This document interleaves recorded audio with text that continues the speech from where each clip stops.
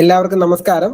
ബഹുമാനപ്പെട്ട എൻ്റെ പ്രിയപ്പെട്ട അധ്യാപകരെ, നമുക്ക് ഇന്ന് നമ്മുടെ അവസാനത്തെ 2 ക്ലാസ്സുകളിൽ ഒരു ക്ലാസ് നടക്കുകയാണ്. ആ ക്ലാസ്സിൽ ഒരു പ്രത്യേകത കൂടിയുണ്ട്. നമ്മുടെ ബുദ്ധ കോളേജിലെ കുട്ടികൾ കൂടി ഈ കൂട്ടത്തിൽ ജോയിൻ ചെയ്തിട്ടുണ്ട്. അവരുടെ മിസ്സും ഈ കൂട്ടത്തിലുണ്ട്, താര ടീച്ചർ. നമുക്ക് എന്താ പറയുക, അവരൊരു ക്ലാസ് നടത്തുമ്പോൾ നിങ്ങളോട് നമ്മൾ ഗ്രൂപ്പിൽ പറഞ്ഞിരുന്നതാണ്. അതായത് ഒരു ക്ലാസ് നടത്തിയപ്പോൾ നമ്മളെ തെരഞ്ഞെടുത്തത് അവർക്ക് വേണ്ടിയിട്ട്, അവരുടെ കുട്ടികൾക്ക് വേണ്ടിയിട്ട് ക്ലാസ് നടത്താനായിട്ട് അവർ നമ്മളെ തെരഞ്ഞെടുത്തിരുന്നു. അപ്പൊ ഇന്ന് ചില സാങ്കേതിക ബുദ്ധിമുട്ടുകൾ കൊണ്ട് അഖില ടീച്ചറിന്റെ തൊണ്ട ചെറിയ പ്രശ്നം വന്ന് ഒരു വോയിസ് റെസ്റ്റിലാണ്.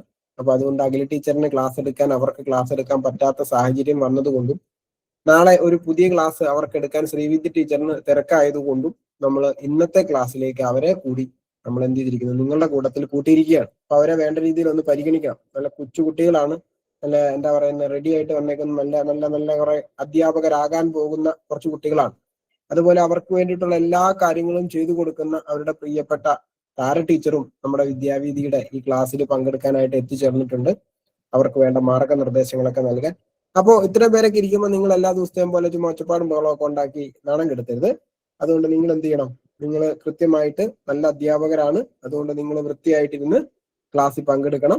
ഇന്നത്തെ ക്ലാസ്സിന്റെ പ്രത്യേകത ഉണ്ടല്ലേ, എന്താണ്? ശ്രീവിദ്യ ടീച്ചറാണ് ക്ലാസ് എടുക്കുന്നത്. ശ്രീവിദ്യ ടീച്ചർ എന്ന് പറയുമ്പോൾ PPT പ്രസന്റേഷൻ ഒന്നും ഉണ്ടാവില്ല.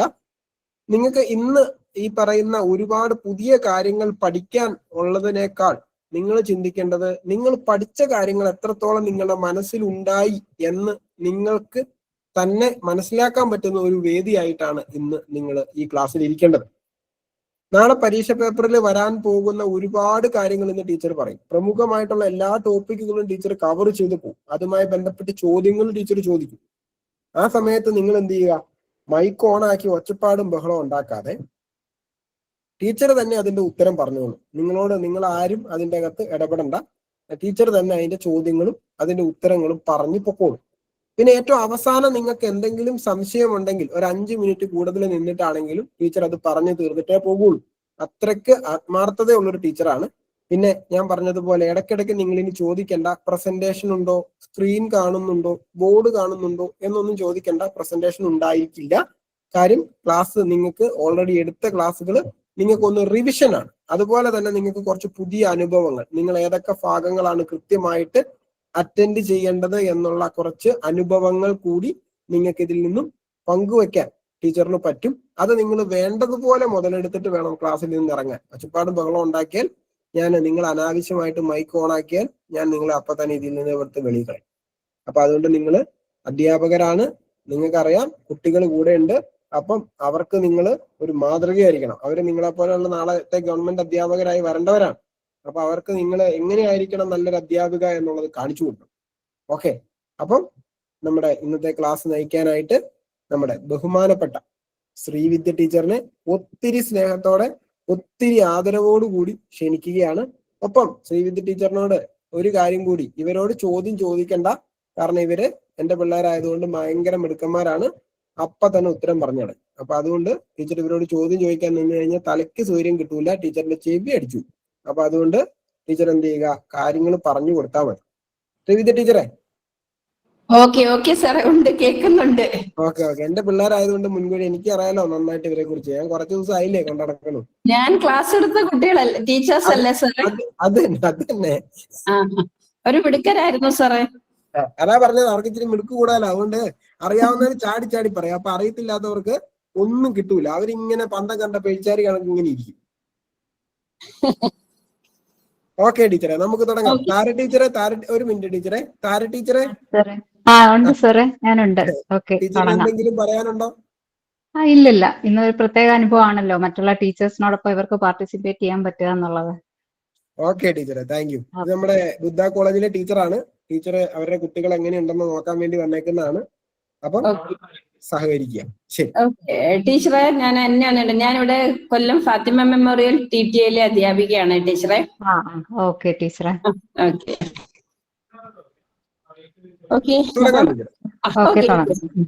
അപ്പം ആദ്യമേ എല്ലാവർക്കും ഓൾ ദ ബെസ്റ്റ്. അതായത് 21-ാം തീയതി പരീക്ഷ സ്റ്റാർട്ട് ചെയ്യാണ്. അപ്പൊ ഞാന് പുതുതായിട്ട് നിങ്ങളെ ഒന്നും പഠിപ്പിക്കുന്നില്ല. നിങ്ങൾ പഠിച്ച കാര്യങ്ങളെ നിങ്ങളുടെ ഓർമ്മയിലുണ്ടോ എന്ന് നിങ്ങൾക്ക് സ്വയം ചെക്ക് ചെയ്യാനുള്ള ഒരു അവസരം മാത്രമാണിത്. നമ്മൾ പഠിച്ച കാര്യങ്ങൾ ഞാനൊരു 10-20ഓളം ടൈപ്പ് ക്വസ്റ്റ്യൻസ് മേഖലയിൽ നിന്നുള്ള ക്വസ്റ്റ്യൻസ് എല്ലാ വർഷത്തെ ക്വസ്റ്റ്യൻ പേപ്പറിലും നമ്മൾ കാണുന്നുണ്ട്. അപ്പൊ അത് ഒന്ന് നിങ്ങളെ എന്താ പറയുക, ഒന്ന് ഓർമ്മിപ്പിക്കുക. അതിനകത്ത് നിന്ന് ചോദ്യങ്ങൾ ചോദിക്കുന്ന രീതികൾ എന്താണെന്ന് നിങ്ങളെ ഒന്ന് പരിചയപ്പെടുത്തുക. അത്ര മാത്രമേ ഞാൻ ചെയ്യുന്നുള്ളൂ. ഓക്കെ, അപ്പൊ ഞാൻ ഒരു 1-2 ക്വസ്റ്റ്യൻസ് വായിച്ചിട്ട് അതിന്റെ ഡീറ്റെയിൽസിലേക്ക് നിങ്ങൾ ആൻസർ പറയണ്ട, സാറ് പറഞ്ഞത്. ഞാൻ ആ ക്വസ്റ്റ്യൻ മോഡൽ ഇങ്ങനെ ആയിരിക്കാം എന്ന് നിങ്ങളെ ഒന്ന് പരിചയപ്പെടുത്താൻ വേണ്ടിയിട്ടാണ്. അതിനകത്ത് ഏറ്റവും ഈസി ആയിട്ടുള്ളൊരു പോർഷൻ എന്ന് പറയുന്നത് വൈറ്റമിൻ ആണ്. വൈറ്റമിനുമായിട്ട് ബന്ധപ്പെട്ട ക്വസ്റ്റ്യൻ ഇല്ലാത്ത ഒരു ക്വസ്റ്റ്യൻ പേപ്പർ പോലും നമുക്ക് കാണാൻ സാധിക്കുന്നില്ല.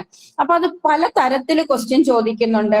ജലത്തിൽ ലയിക്കുന്ന വൈറ്റമിനുകളുടെ ഗ്രൂപ്പ് ഏതാണ്, അല്ലെങ്കിൽ കൊഴുപ്പിൽ ലയിക്കുന്ന വൈറ്റമിനുകളുടെ ഗ്രൂപ്പ് ഏതാണ്, പിന്നെ കുറേയധികം എല്ലാ വൈറ്റമിൻസിനും അതിൻ്റെതായ രാസനാമങ്ങളുണ്ട്. അത് ഏതാണ് എന്ന രീതിയിലായിരിക്കും മിക്കവാറും ക്വസ്റ്റ്യൻ ചോദിക്കുന്നത്. പിന്നെ അതുപോലെ തന്നെ അതിന്റെ സോഴ്സസ്, താഴെ കൊടുത്തിരിക്കുന്നവയിൽ വൈറ്റമിൻ എയുടെ സോഴ്സ് ഏതാണ്, അല്ലെങ്കിൽ വൈറ്റമിൻ സി അടങ്ങിയിരിക്കുന്ന ഭക്ഷണം ഏതാണ് എന്നുള്ള രീതിയിലാണ് സാധാരണ ക്വസ്റ്റ്യൻ കണ്ടുവരുന്നത്. അപ്പൊ 1-2 ക്വസ്റ്റ്യൻ ഞാനൊന്ന് പറഞ്ഞോട്ടെ. ഒരു തവണ ചോദിച്ചൊരു ക്വസ്റ്റ്യൻ ആണ്, താഴെ പറയുന്നവയിൽ ജലത്തിൽ ലയിക്കുന്ന വൈറ്റമിനുകളുടെ ഗ്രൂപ്പ് ഏത് എന്ന് പറഞ്ഞിട്ട് ഒരു വൈറ്റമിൻ ഇ, വൈറ്റമിൻ സി ഒരു option, vitamin K, vitamin D അടുത്ത option, vitamin B group, vitamin E അടുത്ത option, vitamin B group, vitamin C അടുത്ത ഓപ്ഷൻ. ഇതിനകത്ത് ആൻസർ വൈറ്റമിൻ ബി ഗ്രൂപ്പും വൈറ്റമിൻ സിയുമാണ്. അപ്പൊ അത് നിങ്ങൾക്ക് ഓർത്തിരിക്കാൻ വളരെ എളുപ്പത്തിൽ പറ്റുന്ന A B C D E K ആണല്ലോ വൈറ്റമിൻസ് എന്ന് പറയുന്നത്. അപ്പൊ അതിനകത്ത് ബിയും സിയും അടുത്തിരിക്കുന്ന 2 ആളുകൾ, ബിയും സിയും, അതാണ് എന്താ ജലത്തിൽ ലയിക്കുന്ന 2 വൈറ്റമിനുകൾ എന്ന് പറയുന്നത്.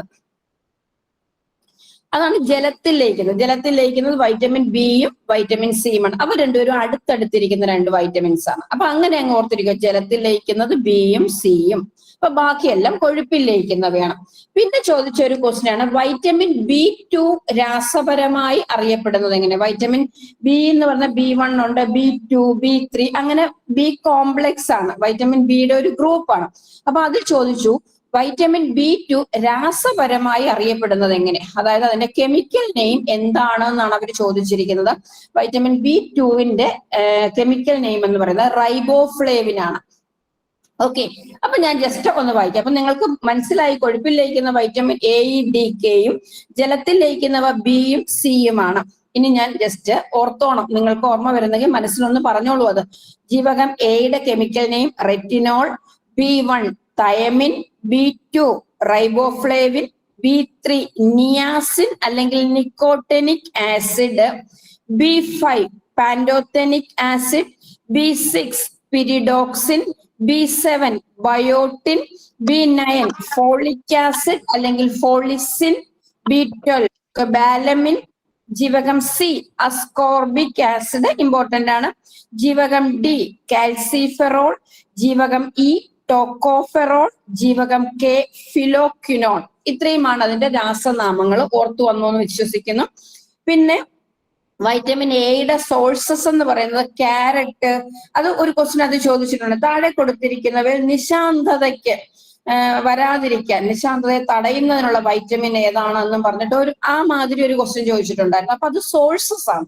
ഇപ്പൊ ക്യാരറ്റ്, ചീര, മുരിങ്ങയില, പച്ചക്കറികൾ, മുട്ട, പാൽ, മൃഗക്കൊഴുപ്പ്, മീനെണ്ണ, ക്യാബേജ്, വെണ്ണ, ഇതൊക്കെയും വൈറ്റമിൻ എയുടെ റിച്ച് സോഴ്സസ് ആണ്. അപ്പൊ നമുക്കറിയാം, കണ്ണുകളുടെ ശരിയായ പ്രവർത്തനത്തിന് ആവശ്യമായ വൈറ്റമിൻ എന്ന് പറയുന്നത് വൈറ്റമിൻ എ ആണ്. വൈറ്റമിൻ എയുടെ അപര്യാപ്തത രോഗങ്ങൾ അല്ലെങ്കിൽ ഡെഫിഷ്യൻസി ഡിസീസ് എന്ന് പറയുന്നത് നിശാന്തത അല്ലെങ്കിൽ മാലക്കണ്ണ് എന്ന് പറയുന്ന ഒരു പിന്നെ രോഗം. ഒന്നുകിൽ നിശാന്തത അല്ലെങ്കിൽ അതിനെ മാലക്കണ്ണെന്ന് പറയും. രണ്ടാമത്തേത് സിറോഫ്താൽമിയ. ഈ 2 രോഗങ്ങളാണ് വൈറ്റമിൻ എയുടെ അപര്യാപ്തത രോഗങ്ങൾ. അപ്പൊ മങ്ങിയ വെളിച്ചത്തിൽ കാഴ്ച കുറയുന്ന ഒരു രോഗാവസ്ഥയാണ് നിശാന്തത എന്ന് പറയുന്നത്. ഡിം ലൈറ്റിലൊന്നും നമുക്ക് ഒട്ടും കണ്ണ് കാണാൻ പറ്റുകയില്ല. ജീവകം എ കരളിലാണ് സംഭരിക്കപ്പെടുന്നത്, അത്രയും അറിയാം. പിന്നെ പ്രോ വൈറ്റമിൻ എ എന്ന് പറയുന്നത് ബീറ്റ കരോട്ടിൻ ആണ്. ഇനി വൈറ്റമിൻ ബി, അത് തവിടിൽ ധാരാളമായി അടങ്ങിയിരിക്കുന്ന വൈറ്റമിൻ ആണ് B1. വൈറ്റമിനിലെ B1.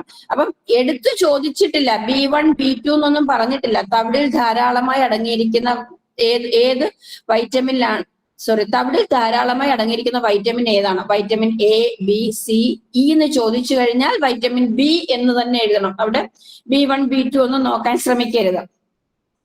പാലിന് നേരിയ മഞ്ഞ നിറം നൽകുന്നത് B2 ആണ്. നമ്മൾ മുമ്പേ കണ്ടു B2വിന്റെ കെമിക്കൽ നെയിം റൈബോഫ്ലേവിൻ ആണെന്ന് കണ്ടു. പിന്നെ കൊബാൾട്ട് അടങ്ങിയിരിക്കുന്ന ഒരു വൈറ്റമിൻ ആണ് B12. അതിന്റെ പേര് തന്നെ കൊബാലമിൻ എന്നാണ് കേട്ടോ. കൊബാലമിൻ, അത് കൊബാൾട്ട് അടങ്ങിയിരിക്കുന്ന ജീവകമാണ്. പിന്നെ ജീവകം B3യുടെ അപര്യാപ്തത രോഗമാണ് പെല്ലാഗ്ര എന്ന് പറയുന്ന ഡിസീസാണ് പെല്ലാഗ്ര. വൈറ്റമിൻ B3യുടെ അപര്യാപ്തത രോഗം പെല്ലാഗ്ര. B1ന്റെ അപര്യാപ്തത രോഗമാണ് ബെറിബെറി. B1ന്റെ അപര്യാപ്തത രോഗം ബെറിബെറി. അത് നമ്മുടെ നാഡീവ്യൂഹത്തെ, നെർവസ് സിസ്റ്റത്തിനെയാണ് അത് ബാധിക്കുന്നത്. പിന്നെ വൈറ്റമിൻ സി ആണ് എപ്പോഴും ചോദിച്ചു കാണാറുള്ള ഒരു ക്വസ്റ്റ്യൻ ആണ്. ചൂടാകുമ്പോൾ നഷ്ടപ്പെടുന്ന ജീവകം, അത് ജീവകം സി ആണ്. ചൂടാക്കുമ്പോൾ ജീവകം സി നഷ്ടപ്പെട്ടു പോകും. നമ്മളുടെ മോണകള്, രക്തക്കുഴലുകള്, ഇവയുടെയൊക്കെ ആരോഗ്യം നിലനിർത്താൻ വൈറ്റമിൻ സി ആവശ്യമാണ്. അതുപോലെ തന്നെയാണ് ആസിഡിന്റെ സ്വഭാവമുള്ള ഒരു ജീവകമാണ് ജീവകം സി. അതിന്റെ പേര് തന്നെ എസ്കോർബിക് ആസിഡ് എന്നാണ്. Ascorbic acid. ജീവകം സി ഒരു ഇത്തിരി പ്രധാനപ്പെട്ട ഒരു കാര്യമാണ്. അതെന്ന് പറയുന്നത് പുളിരുചിയുള്ളതും മഞ്ഞ നിറമുള്ളതുമായ ഫലവർഗ്ഗങ്ങളിൽ അടങ്ങിയിരിക്കുന്നു. അപ്പൊ ഇടയ്ക്ക് ഒരു ക്വസ്റ്റ്യനകത്തിൽ വന്ന താഴെ കൊടുത്തിരിക്കുന്നവയിൽ വൈറ്റമിൻ സി ധാരാളമായി അടങ്ങിയിരിക്കുന്ന ഭക്ഷണം ഏതെന്ന് ചോദിച്ച് ക്വസ്റ്റ്യൻ ചോദിച്ചിട്ടുണ്ട്. നാരങ്ങ, ഓറഞ്ച്, പേരയ്ക്ക, പൈനാപ്പിൾ, നെല്ലിക്ക, തക്കാളി. അപ്പൊ ഇങ്ങനെ പുളിരുചിയുള്ളതും യെലോയിഷ് കളറുള്ളതുമായ പിന്നെ ഫലങ്ങളിലാണ് കൂടുതലായിട്ടും വൈറ്റമിൻ സി അടങ്ങിയിരിക്കുന്നത്. നമ്മുടെ രോഗപ്രതിരോധ ശേഷിക്ക് ഏറ്റവും ആവശ്യം വേണ്ടുന്നതാണ് വൈറ്റമിൻ സി. പിന്നെ മൂത്രത്തിലൂടെ വിസർജിക്കപ്പെടുന്ന ജീവകം എന്ന് പറയുന്നതും ജീവകം സി ആണ്. പിന്നെ ഫ്രഷ് ഫുഡ് വൈറ്റമിൻ എന്ന് പറയുന്നത് എന്താണ്? ഫ്രഷ് ഫുഡ് വൈറ്റമിൻ, അത് സി ആണ്. പിന്നെ അപര്യാപ്തത രോഗം എന്ന് പറയുന്നത് സ്കർവിയാണ്. വൈറ്റമിൻ സിയുടെ അപര്യാപ്തത രോഗം അല്ലെങ്കിൽ ഡെഫിഷ്യൻസി ഡിസീസ് എന്ന് പറയുന്നത് സ്കർവിയാണ്. സ്കർവി നാവികരുടെ രോഗം എന്നറിയപ്പെടുന്നുണ്ട്. നാവികരുടെ രോഗം. വൈറ്റമിൻ ഡിയെ പറ്റി പറഞ്ഞു കഴിഞ്ഞാല് മുതിർന്നവരിൽ വൈറ്റമിൻ ഡിയുടെ ഡെഫിഷ്യൻസി മൂലമുണ്ടാകുന്ന ഒരു രോഗമാണ് ഓസ്റ്റിയോമലേഷ്യ എന്ന് പറയും. ഓസ്റ്റിയോമലേഷ്യ. കുട്ടികളിൽ ഉണ്ടാകുന്ന രോഗമാണ് റിക്കറ്റ്സ് അല്ലെങ്കിൽ കണ. അപ്പം മുതിർന്നവരിലും കുട്ടികളിലും രണ്ട് തരത്തിലുള്ള ഡിസീസ് ആണ് വൈറ്റമിൻ ഡിയുടെ ഡെഫിഷ്യൻസി ഡിസീസ്. മുതിർന്നവരിൽ ഓസ്റ്റിയോമലേഷ്യയും കുട്ടികളിൽ റിക്കറ്റ്സ് അഥവാ കണയും ഉണ്ടാകുന്നു. സസ്യ ഉറവിടങ്ങളിൽ നിന്ന് ലഭ്യമല്ലാത്തൊരു ജീവകമാണ് ജീവകം ഡി. അത് സൂര്യപ്രകാശത്തിന്റെ സഹായത്താൽ നമ്മുടെ ത്വക്കിൽ നിർമ്മിക്കപ്പെടുന്നതാണ്. നമ്മൾ സൂര്യപ്രകാശത്തിൽ എക്സ്പോസ് ചെയ്യുമ്പോൾ നമ്മുടെ ശരീരത്തിലെ ത്വക്കിലാണ് വൈറ്റമിൻ ഡി ഉണ്ടാക്കപ്പെടുന്നത്. പിന്നെ നമ്മുടെ എല്ലിന്റെയും പല്ലിന്റെയും ഒക്കെ വളർച്ചയ്ക്ക് വളരെ അത്യാവശ്യമാണ് വൈറ്റമിൻ ഡി. സൺഷൈൻ വൈറ്റമിൻ എന്നറിയപ്പെടുന്നത് വൈറ്റമിൻ ഡി ആണ്. സൺഷൈൻ വൈറ്റമിൻ എന്നറിയപ്പെടുന്നു. പിന്നെ നമ്മുടെ ശരീരത്തിലെ ഹോർമോൺ ആയിട്ടും ചില സമയങ്ങളിലൊക്കെ വൈറ്റമിൻ ഡി പ്രവർത്തിക്കുന്നുണ്ട്. പിന്നെ അടുത്തതാണ് ജീവകം ഇ. അത് ഫെർട്ടിലിറ്റിയെ ബാധിക്കുന്ന ഒരു രോഗമാണ്. അതായത് വന്ധ്യതയ്ക്ക് കാരണമാകുന്നു ജീവകം ഇയുടെ അഭാവം. പിന്നെ ബ്യൂട്ടി വൈറ്റമിൻ എന്നറിയപ്പെടുന്നു. ആന്റി സ്റ്റെറിലിറ്റി വൈറ്റമിൻ എന്നറിയപ്പെടുന്നു. പിന്നെ കരള്, ധാന്യങ്ങൾ, മുട്ട, മാംസം, പാൽ, ബദാം എന്നിവയൊക്കെ വൈറ്റമിൻ ഇയുടെ റിച്ച് സോഴ്സസ് ആണ്. പിന്നെ ജീവകം കെ, രക്തം കട്ടപിടിക്കാൻ സഹായിക്കുന്ന ജീവകമാണ് ജീവകം കെ. അപ്പൊ ഓർത്തു വെച്ചോളൂ, ഇത്രയും കാര്യങ്ങളാണ് നമുക്ക് വൈറ്റമിനുമായിട്ട് ബന്ധപ്പെട്ട് പറയാനുള്ളത്. ഓക്കെ, ഇനി നമുക്ക് അടുത്ത ഒരു ഭാഗമാണ് രോഗങ്ങൾ എന്ന് പറയുന്നത്. അപ്പൊ അവിടെ രോഗങ്ങള് പലതരത്തിൽ, വായുവിലൂടെ പകരുന്ന രോഗങ്ങൾ, ജലത്തിലൂടെ പകരുന്നത്, രക്തത്തിലൂടെ, ലൈംഗിക സമ്പർക്കത്തിലൂടെ ഒക്കെ, അതുപോലെ തന്നെ ഷഡ്പദങ്ങൾ പരത്തുന്ന രോഗങ്ങള്, അങ്ങനെ രോഗങ്ങളെ, അതായത് മോഡ് ഓഫ് ട്രാൻസ്മിഷൻ, എങ്ങനെയാണ് രോഗങ്ങൾ പകരുന്നത് എന്ന വിധത്തില് രോഗങ്ങളെ പറ്റി പഠിക്കാനുണ്ട്. അതുപോലെ രോഗകാരി ഏതാണെന്നും പഠിക്കാനുണ്ട്. അപ്പൊ രണ്ട് വിധത്തിലാണ് നമ്മൾ രോഗങ്ങളെ പറ്റി പഠിക്കുന്നത്. അപ്പൊ അതിനകത്തില് ചോദിക്കുന്നത് ഒന്ന് എങ്ങനെ പകരുന്നു എന്നുള്ള കാര്യമാണ്. അപ്പൊ വായുവിലൂടെ പകരുന്ന രോഗങ്ങളുണ്ട്, ദെൻ അതുപോലെ തന്നെ ജലത്തിലൂടെ. അപ്പൊ വായുവിലൂടെ പകരുന്ന രോഗങ്ങൾ എന്ന് പറഞ്ഞിട്ട് പരീക്ഷയ്ക്ക് ചോദിക്കാറുണ്ട് എങ്ങനെയാണ് എന്ന്. അപ്പൊ നോക്കിയ ക്ഷയം, വസൂരി, chicken pox, measles, influenza, SARS, then ജലദോഷം, മുണ്ടിനീര്, ഡിഫ്തീരിയ, വില്ലൻ ചുമ, ഇതൊക്കെ എങ്ങനെയാണ് പകരുന്നത്? വായുവിലൂടെ. ഇപ്പൊ നമ്മുടെ COVID-19 ഇതൊക്കെയും കൊറോണ വൈറസ് ഇതെല്ലാം വായുവിലൂടെ പകരുന്ന രോഗങ്ങളാണ്. പിന്നെ ജലത്തിലൂടെ പകരുന്നതാണ് പോളിയോമെലിറ്റസ്, കോളറ, എലിപ്പനി, മഞ്ഞപ്പിത്തം, ടൈഫോയിഡ്, ഇതൊക്കെ ജലത്തിലൂടെ പകരുന്ന രോഗങ്ങളാണ്. പോളിയോമെലിറ്റസ്, കോളറ, എലിപ്പനി, മഞ്ഞപ്പിത്തം, ടൈഫോയിഡ്. പിന്നെ രക്തത്തിലൂടെ, അതായത് ബ്ലഡ് ട്രാൻസ്ഫ്യൂഷൻ, ബ്ലഡ് അങ്ങോട്ടും ഇങ്ങോട്ടും കൊടുക്കുന്നതിലൂടെ ഉണ്ടാകുന്നതാണ് എയ്ഡ്സും ഹെപ്പറ്റൈറ്റിസ് ബിയും. പിന്നെ ലൈംഗിക സമ്പർക്കത്തിലൂടെ പകരുന്നവയാണ് ഗൊണേറിയ, സിഫിലിസ്, എയ്ഡ്സ്, ഇത് 3 പിന്നെ ഷഡ്പദങ്ങൾ പരത്തുന്ന രോഗങ്ങളുണ്ട്. ഷഡ്പദങ്ങൾ അത് എന്തൊക്കെയാണെന്ന് നോക്കിയാൽ, ഷഡ്പദങ്ങൾ പരത്തുന്ന രോഗങ്ങൾ. മന്ത് എന്ന് പറയുന്ന രോഗം ക്യൂലെക്സ് പെൺകൊതുകാണ് പരത്തുന്നത്. മന്ത്, ക്യൂലെക്സ് പെൺകൊതുകാണ് പരത്തുന്നത്. മലേറിയ അനോഫിലസ് പെൺകൊതുകാണ് പരത്തുന്നത്. പിന്നെ മഞ്ഞപ്പനി, ഡെങ്കിപ്പനി, ചിക്കൻ ഗുനിയ, ഇതൊക്കെ പരത്തുന്നത് ഈഡിസ് ഈജിപ്റ്റിയാണ്. ഈ സെയിം സാധനം ഒരിക്കൽ പരീക്ഷയ്ക്ക് ചോദിച്ചിട്ടുണ്ട്. ക്വസ്റ്റ്യൻ ഇങ്ങനെയായിരുന്നു, ഈഡിസ് ഈജിപ്റ്റി പരത്തുന്ന രോഗങ്ങൾ ഏതൊക്കെയെന്ന് ചോദിച്ചിരുന്നു. ഈഡിസ് ഈജിപ്റ്റി പരത്തുന്ന രോഗങ്ങൾ ഏവ? അത് options: option A dengue, chikungunya, മഞ്ഞപ്പനി. ഓപ്ഷൻ ബി മലേറിയ, ഡെങ്കിപ്പനി, മഞ്ഞപ്പനി. ഓപ്ഷൻ സി മന്ത്, chikungunya, malaria. Option D മഞ്ഞപ്പനി, മലേറിയ, മന്ത്. അപ്പൊ നോക്കിക്കേ, അപ്പൊ അതിനകത്തിൽ ഏതാണ്? ഡെങ്കി, ചിക്കൻ ഗുനിയ, മഞ്ഞപ്പനി, ഇത് 3 ഏത് ഈ പിന്നെ കൊതുകാണ്? ഈഡിസ് ഈജിപ്റ്റി എന്ന് പറയുന്നത്. അപ്പൊ 3 കൊതുകുകള്. ഒന്ന് ക്യൂലെക്സ് പെൺകൊതുകാണ് മന്ത് പരത്തുന്നത്. അനോഫിലിസ് ആണ് പെൺകൊതുകാണ് മലേറിയ പരത്തുന്നത്. ഈഡിസ് ഈജിപ്റ്റി മഞ്ഞപ്പനി, ഡെങ്കിപ്പനി, ചിക്കൻ ഗുനിയ.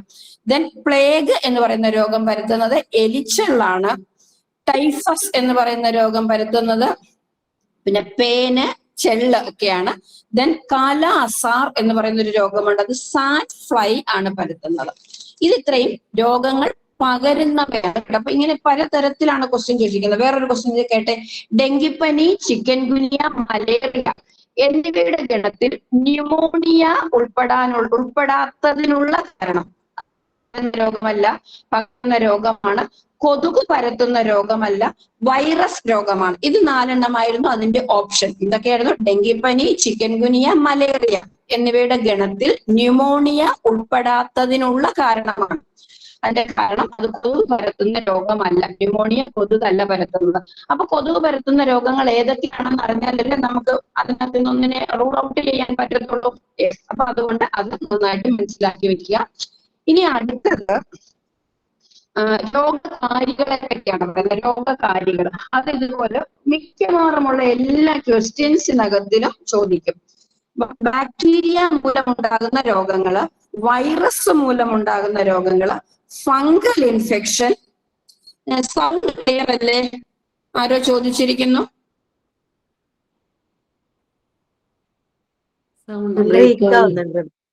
ബ്രേക്ക് ആവുന്നുണ്ടോ? ഇപ്പോഴോ?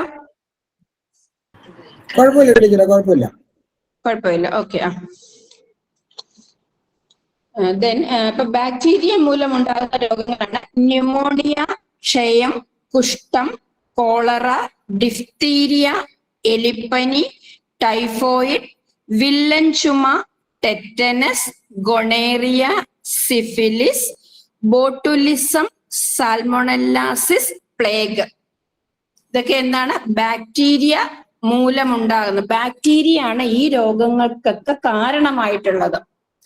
അടുത്തത് വൈറസ് മൂലമുണ്ടാകുന്ന രോഗങ്ങൾ: ജലദോഷം, കൊറോണ, ഇൻഫ്ലുവൻസ, വസൂരി, മുണ്ടിനീര്, 5-ാം പനി, ജർമ്മൻ മീസിൽസ്, മഞ്ഞപ്പനി, ഹെപ്പറ്റൈറ്റിസ്, ദെൻ പോളിയോ, എയ്ഡ്സ്, പേ വിഷബാധ, ചിക്കൻ പോക്സ്, സാർസ്, ഇതൊക്കെ അരിമ്പാറ, ദെൻ റൂബല്ല, മെനിഞ്ചൈറ്റിസ്, എബോള, ഡെങ്കിപ്പനി, ഒരുപാടുണ്ട്. ദെൻ പക്ഷിപ്പനി, പന്നിപ്പനി, chikungunya, Nipah, then herpes, ഇതെല്ലാം വൈറൽ ഇൻഫെക്ഷൻസ് ആണ്. ദെൻ ഫംഗൽ ഇൻഫെക്ഷൻസ് ആണ്. ചുണങ്ങ്, അറ്റ്ലസ് ഫൂട്ട്, ആണിരോഗം, കാലിലുണ്ടാകുന്ന ആണിരോഗം. ദെൻ പിന്നെ വട്ടച്ചൊറി, കാൻഡിഡിയാസിസ്. ദെൻ പ്രോട്ടോസോവ പരത്തുന്ന രോഗങ്ങൾ, പരത്തുന്നതല്ല, പ്രോട്ടോസോവ കാരണമുണ്ടാകുന്ന രോഗങ്ങളാണ് വയറുകടി, മലമ്പനി, മന്ത്. ഇതൊക്കെയും പ്രോട്ടോസോവയാണ് കാരണമാകുന്നത്. നിങ്ങൾ 1-2 ക്വസ്റ്റ്യൻസ് ഒന്ന് കേട്ടോളൂ, ഞാൻ പറയാം. മലമ്പനി രോഗത്തിന് കാരണമായ സൂക്ഷ്മജീവി വിഭാഗം പ്രോട്ടോസോവയാണ് കേട്ടോ. അപ്പൊ ഇതൊരു തവണ ചോദിച്ചു, അതിനകത്തിലുണ്ടായിരുന്നു virus, fungus, bacteria, then protozoa. ഇതായിരുന്നു ഓപ്ഷൻ. പ്ലാസ്മോഡിയം എന്ന് പറയുന്ന ജീവിവർഗം, അതായത് പ്രോട്ടോസോവയിലെ പ്ലാസ്മോഡിയം വൈവാക്സ് എന്ന് പറയുന്ന രോഗകാരിയാണ് മലമ്പനിക്ക് കാരണം. ദെൻ അടുത്തൊരു ക്വസ്റ്റ്യൻ ആണ്, കോളറ പരത്തുന്ന ജീവിയാണ്. ഓപ്ഷൻ ഉണ്ടായിരുന്നു, അതിനകത്തിൽ ആൻസർ ബാക്ടീരിയ ആണ്. ദെൻ ബാക്ടീരിയ മൂലമുണ്ടാകുന്ന രോഗങ്ങളുടെ ജോഡി ഏത് എന്ന് പറഞ്ഞിട്ടൊരു തരത്തിൽ ക്വസ്റ്റ്യൻ ചോദിച്ചു. അപ്പൊ അതിനകത്തിൽ ഓപ്ഷൻ ഇങ്ങനെ കൊടുത്തിരുന്നു. Option A tetanus, mumps. Option B herpes, influenza. Option C cholera, tetanus. Option D typhoid, വസൂരി. ഇപ്പൊ കോളറ, ടെറ്റനസ്, ഇങ്ങനെ ഉള്ള രീതിയിൽ ക്വസ്റ്റ്യൻ ചോദിക്കാം. അതുപോലെ വൈറസ് രോഗങ്ങളുടെ കൂട്ടം തിരഞ്ഞെടുക്കുക. അപ്പൊ ഇത്തരത്തിലാണ് ഈ രോഗകാരികളെ പറ്റി ഉണ്ടാകുന്ന ക്വസ്റ്റ്യൻസ് വരുന്നത്. ഓക്കെ, ഇനി അടുത്ത ഒരു ഭാഗം നമുക്ക് നോക്കാം.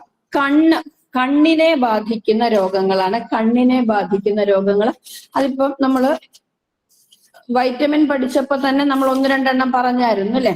അപ്പൊ ഒന്ന്, മങ്ങിയ വെളിച്ചത്തിൽ കാഴ്ച കുറയുന്ന രോഗമാണ് നിശാന്തത എന്ന് പറയുന്നത്. പിന്നെ പ്രായമായവരിൽ നേത്ര ലെൻസ് അതാര്യമാകുന്ന രോഗം തിമിരം. തിമിരം വന്നവർക്ക് മാറ്റിവെക്കുന്ന കണ്ണിന്റെ ഭാഗം ലെൻസ് ആണ്. തിമിരമാണ് കണ്ണിന്റെ പ്രശ്നമെങ്കിൽ കണ്ണിന്റെ മാറ്റിവെക്കുന്ന ഭാഗം ലെൻസ് ആണ്. കണ്ണിലെ ലെൻസ് ആണ് മാറ്റിവെക്കുന്നത്. പിന്നെ നേത്രഗോളത്തിലെ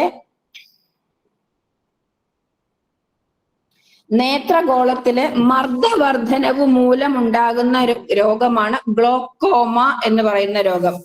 നേത്രഗോളത്തിലെ മർദ്ദവർദ്ധനവ് മൂലമുണ്ടാകുന്ന രോഗമാണ് ഗ്ലോക്കോമ. അത് നിശബ്ദനായ കാഴ്ചശക്തി അപഹാരി എന്നും അറിയപ്പെടുന്നുണ്ട്.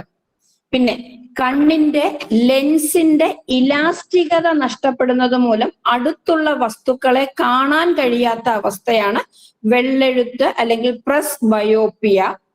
പിന്നെ നേത്രഗോളത്തിന്റെ നീളം കൂടുന്നത് മൂലം അടുത്തുള്ള വസ്തുക്കളെ വ്യക്തമായി കാണാൻ കഴിയുകയും ദൂരെയുള്ളതിനെ വ്യക്തമായി കാണാൻ കഴിയാത്തതുമായ കാഴ്ചാവൈകല്യമാണ് ഹ്രസ്വദൃഷ്ടി അല്ലെങ്കിൽ ഷോർട്ട് സൈറ്റ് അല്ലെങ്കിൽ മയോപ്പിയ എന്ന് പറയും.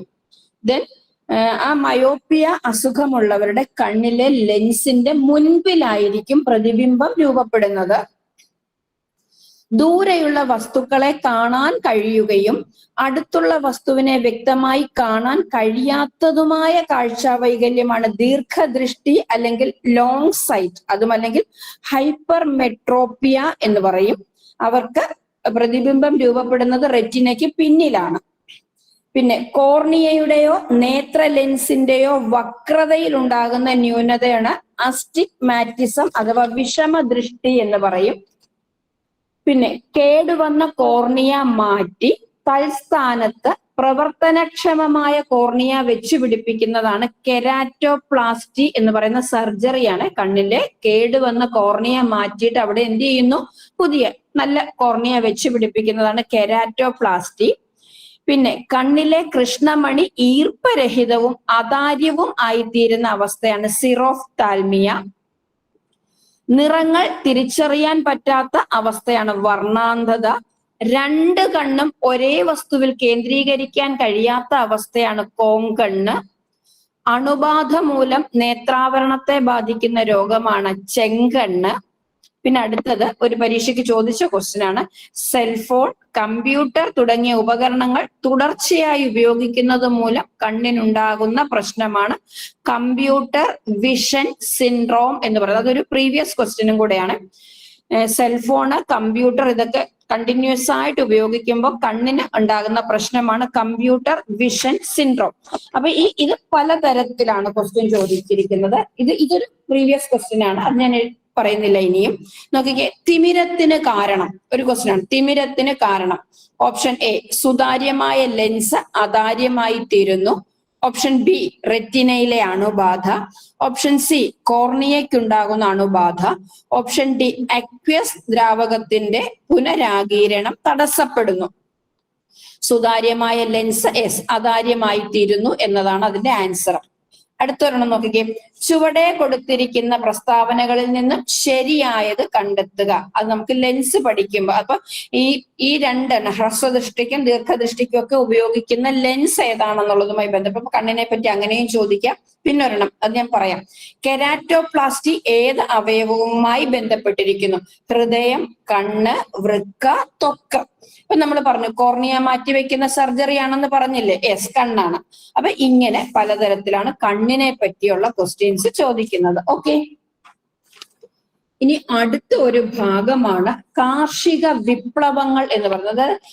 എന്താ പറയുക, അഗ്രികൾച്ചർ റെവല്യൂഷൻസ് എന്ന് പറയും. ആ ഒരു നിങ്ങൾ ക്വസ്റ്റ്യൻ പേപ്പറുകൾ നിങ്ങൾ കണ്ടിട്ടുള്ളവരാണ്, നിങ്ങൾ നേരത്തെ പരീക്ഷ എഴുതിയവരും ഒക്കെ ഉണ്ട്, അതുകൊണ്ട് നിങ്ങൾക്കറിയാം ഇതൊക്കെ എന്താണ് എന്നുള്ളത് അല്ലെ. അപ്പൊ നമുക്കൊന്ന് നോക്കാം. അത് കാർഷിക വിപ്ലവങ്ങൾ, അത് ഫുഡ് ഗ്രെയിൻ, അതായത് ധാന്യങ്ങൾ, ഫുഡ് ഗ്രെയിൻസ് ആണ് ഗ്രീൻ റെവല്യൂഷൻ എന്ന് പറയും. ഗ്രീൻ റെവല്യൂഷൻ, ഹരിത വിപ്ലവം. ഹരിത വിപ്ലവത്തിന്റെ ഇന്ത്യൻ ഹരിത വിപ്ലവത്തിന്റെ പിതാവ് എന്ന് പറയുന്നത് ഡോക്ടർ MS സ്വാമിനാഥനാണ്. Doctor MS Swaminathan. അല്ലാതെ ഹരിത വിപ്ലവത്തിന്റെ പിതാവ് എന്ന് മാത്രം ചോദിച്ചിട്ട് MS സ്വാമിനാഥന്റെ പേര് അതിനകത്ത് ഇല്ലെങ്കിൽ അത് നോർമൻ ബോർലോങ് എന്ന് പറയുന്ന സയന്റിസ്റ്റ് ആണ്. നോർമൻ ബോർലോങ് എന്ന് പറയുന്ന സയന്റിസ്റ്റ് ആണ്. പിന്നെ ഫെർട്ടിലൈസർ പ്രൊഡക്ഷൻ ആണ് ഗ്രേ റെവല്യൂഷൻ. ഫെർട്ടിലൈസർ, വളത്തിന്റെ നിർമ്മാണമാണ് ഗ്രേ റെവല്യൂഷൻ, ചാര വിപ്ലവം എന്ന് പറയും.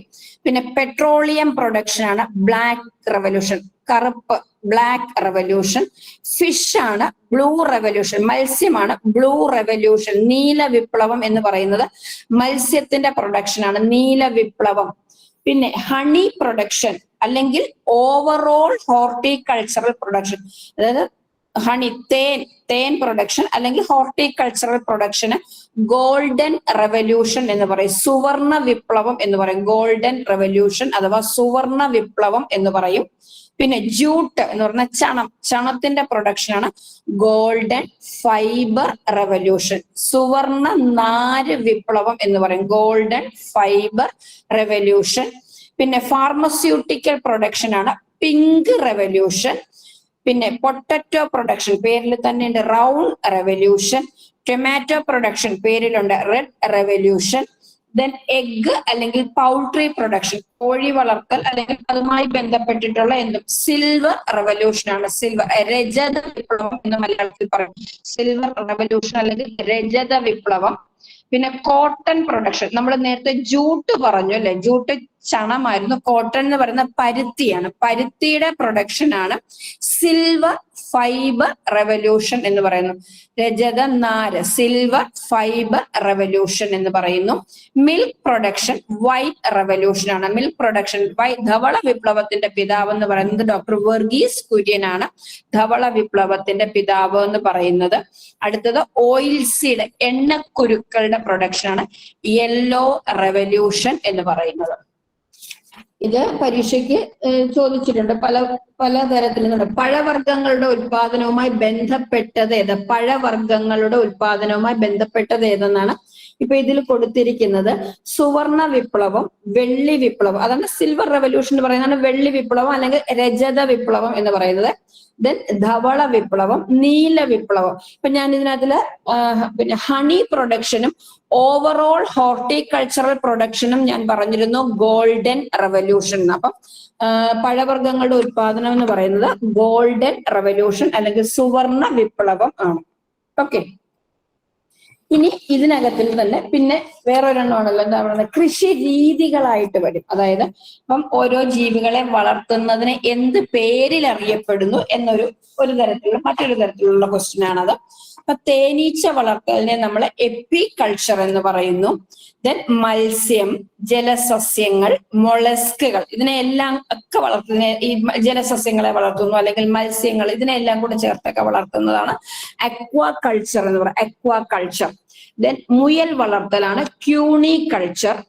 പൂച്ചെടി അല്ലെങ്കിൽ പൂവ് കൃഷിയാണ് ഫ്ലോറി കൾച്ചർ. പൂച്ചെടികൾ അല്ലെങ്കിൽ പൂവിനെ കൃഷി ചെയ്യുന്നത്. പിന്നെ കടൽ മത്സ്യങ്ങളുടെ കൃഷിയാണ് മാരി കൾച്ചർ. കടൽ മത്സ്യങ്ങളെ മാത്രം വളർത്തുന്നതാണ് മാരി കൾച്ചർ. പട്ടുനൂൽ പുഴു വളർത്തുന്നതാണ് സെറി കൾച്ചർ എന്ന് പറയുന്നത്. അപ്പൊ ഈ പട്ടുനൂൽ പുഴുവിനെ വളർത്തണമെങ്കിൽ നമ്മൾ മൾബറി കൃഷി ചെയ്യണം, എങ്കിലേ നമുക്ക് പട്ടുനൂൽ പുഴുവിനെ വളർത്താൻ പറ്റത്തുള്ളൂ. അപ്പം മൾബറി കൃഷി ചെയ്യുന്നതിന് പറയുന്നതാണ് മോറി കൾച്ചർ എന്ന് പറയും. മണ്ണിര കൃഷിയാണ് വെർമി കൾച്ചർ. മുന്തിരി കൃഷി വിറ്റി കൾച്ചർ. പിന്നെ മത്സ്യത്തിനെ മാത്രം വളർത്തുന്നതാണ് പിസി കൾച്ചർ എന്ന് പറയും കേട്ടോ, പിസി കൾച്ചർ. ദെൻ പൂക്കൾ, പഴങ്ങൾ, അലങ്കാര സസ്യങ്ങൾ എന്നിവയുടെ കൃഷിയാണ് ഹോർട്ടിക്കൾച്ചർ. പൂക്കള്, പഴങ്ങള്, അലങ്കാര സസ്യങ്ങൾ ഇതൊക്കെ വളർത്തുന്നതാണ് ഹോർട്ടിക്കൾച്ചർ. പക്ഷികളെ വളർത്തുന്നതാണ് ഏവി കൾച്ചർ. പക്ഷികളെ വളർത്തുന്നത് ഏവി കൾച്ചർ. പിന്നെ തടി ഉൽപാദനത്തിനായിട്ട് മരങ്ങൾ വെച്ചു പിടിപ്പിക്കുന്നു അല്ലെങ്കിൽ വനം വെച്ചു പിടിപ്പിക്കുന്നതിനാണ് സിൽവി കൾച്ചർ എന്ന് പറയും. പിന്നെ അതത്രയും. പിന്നെ വേറൊരു കാര്യം കൂടെ പറയാണ്, പക്ഷിക്കൂടുകളെ പറ്റി നമ്മൾ പഠിക്കുന്നതാണ് കാലിയോളജി എന്ന് പറയും. പക്ഷിക്കൂടുകളെ കുറിച്ചുള്ള പഠനമാണ് കാലിയോളജി. പച്ചക്കറി കൃഷിയെ കുറിച്ചുള്ള പഠനമാണ് ഒലറി കൾച്ചർ. പച്ചക്കറി കൃഷിയെ പറ്റി പഠിക്കുന്നതാണ് ഒലറി കൾച്ചർ. പഴങ്ങളെ കുറിച്ച് പഠിക്കുന്നതാണ് പോമോളജി. തേനീച്ചകളെ കുറിച്ച് പഠിക്കുന്നതാണ് എപ്പിയോളജി. തേനീച്ച കൂടുകൾ സൂക്ഷിക്കുന്ന സ്ഥലമാണ് എപ്പിയറി. പിന്നെ ഇപ്പോഴത്തെ പുതിയ ചില കൃഷി രീതികളുണ്ട് അല്ലെ. മണ്ണില്ലാത്ത കൃഷി രീതിയാണ് ഹൈഡ്രോപോണിക്സ് എന്ന് പറയും. ഹൈഡ്രോപോണിക്സ്, മണ്ണില്ലാത്ത കൃഷി രീതി ഹൈഡ്രോപോണിക്സ്. ഹൈഡ്രോപോണിക്സിന്റെയും അക്വാ കൾച്ചറിന്റെയും സംയോജനമാണ് അക്വാപോണിക്സ് എന്ന് പറയും. ഹൈഡ്രോപോണിക്സും അക്വാ കൾച്ചറും കൂടെ ചേർത്ത് വരുന്നതാണ് അക്വാപോണിക്സ് എന്ന് പറയുന്നത്. പിന്നെ എയ്റോപോണിക്സ് എന്ന് പറഞ്ഞിട്ട് ഒരു കൃഷി രീതിയുണ്ട്. വായുവിലായിരിക്കും അത് കൂടുതലായിട്ട്, അച്ചടികൾ. അങ്ങനെ മണ്ണില്ല, ദെൻ ജലത്തിലും അല്ലാതെ അന്തരീക്ഷത്തിലും. ദെൻ നോക്കിക്കേ ക്വസ്റ്റ്യൻ പേപ്പർ. മുയലുകളെ ശാസ്ത്രീയമായി വളർത്തുന്ന രീതി എപ്പികൾച്ചർ, പിസികൾച്ചർ, ക്യൂണിക്കൾച്ചർ, ഹോർട്ടിക്കൾച്ചർ. ക്യൂണിക്കൾച്ചർ. അടുത്തത് പഴം, പച്ചക്കറി എന്നിവ ശാസ്ത്രീയമായി കൃഷി ചെയ്യുന്ന രീതി സെറികൾച്ചർ, ഹോർട്ടിക്കൾച്ചർ, പിസികൾച്ചർ, എപ്പികൾച്ചർ, ഹോർട്ടിക്കൾച്ചർ. അപ്പൊ കണ്ടോ, ഇങ്ങനെ ഈ രീതിയിലാണ് ക്വസ്റ്റ്യൻ ചോദിക്കുന്നത്. അപ്പൊ അത്രയുമാണ് ആ ഒരു ഭാഗത്തെ പറ്റി പറയാനുള്ളത്. ഓക്കെ, ഇനിയും ഒരുപാട് ക്വസ്റ്റ്യൻസ് നമ്മൾ കണ്ടിട്ടുള്ള ഒരു സാധനമാണ് ആഹാര സംഭരണം. വേര് എവിടെയാണ്? ചെടികൾ, ഇലകളിൽ ആഹാരം സംഭരിച്ചു വെക്കുന്നതുകൊണ്ട്, ദെൻ വേരുകളിൽ ആഹാരം സംഭരിച്ചു വെക്കുന്നതുകൊണ്ട് അല്ലെ. അപ്പൊ അങ്ങനെയുള്ളത് ആഹാര സംഭരണവുമായി ബന്ധപ്പെട്ടിട്ടുള്ള ക്വസ്റ്റ്യൻസ് ആണ്. അതിന്റെ ഒരു എക്സ്പ്ലനേഷൻ ആണ് ആഹാര സംഭരണം ചെടികളിൽ. ഇലകളിൽ ആഹാരം സംഭരിച്ചു വെക്കുന്നത് ചീര, ക്യാബേജ്, ദെൻ മുരിങ്ങയില, ഇതൊക്കെ അവയുടെ ഇലകളിൽ ആഹാരം സംഭരിച്ചു വെക്കുന്നതായിട്ട് പറയുന്നു. വേരിൽ ആഹാരം സംഭരിച്ചു വെക്കുന്നത്, ഇങ്ങനെ വേരിൽ ആഹാരം സംഭരിച്ചു വെക്കുന്നവയെ സംഭരണ വേരുകൾ അല്ലെങ്കിൽ സ്റ്റോറേജ് റൂട്ട് എന്ന് പറയും കേട്ടോ. സംഭരണ വേരുകൾ. അത് വളരെ വ്യക്തമായിട്ട് തന്നെ മനസ്സിലാക്കിക്കോണം, കൺഫ്യൂഷൻ ഉണ്ടാവും പലപ്പോഴും.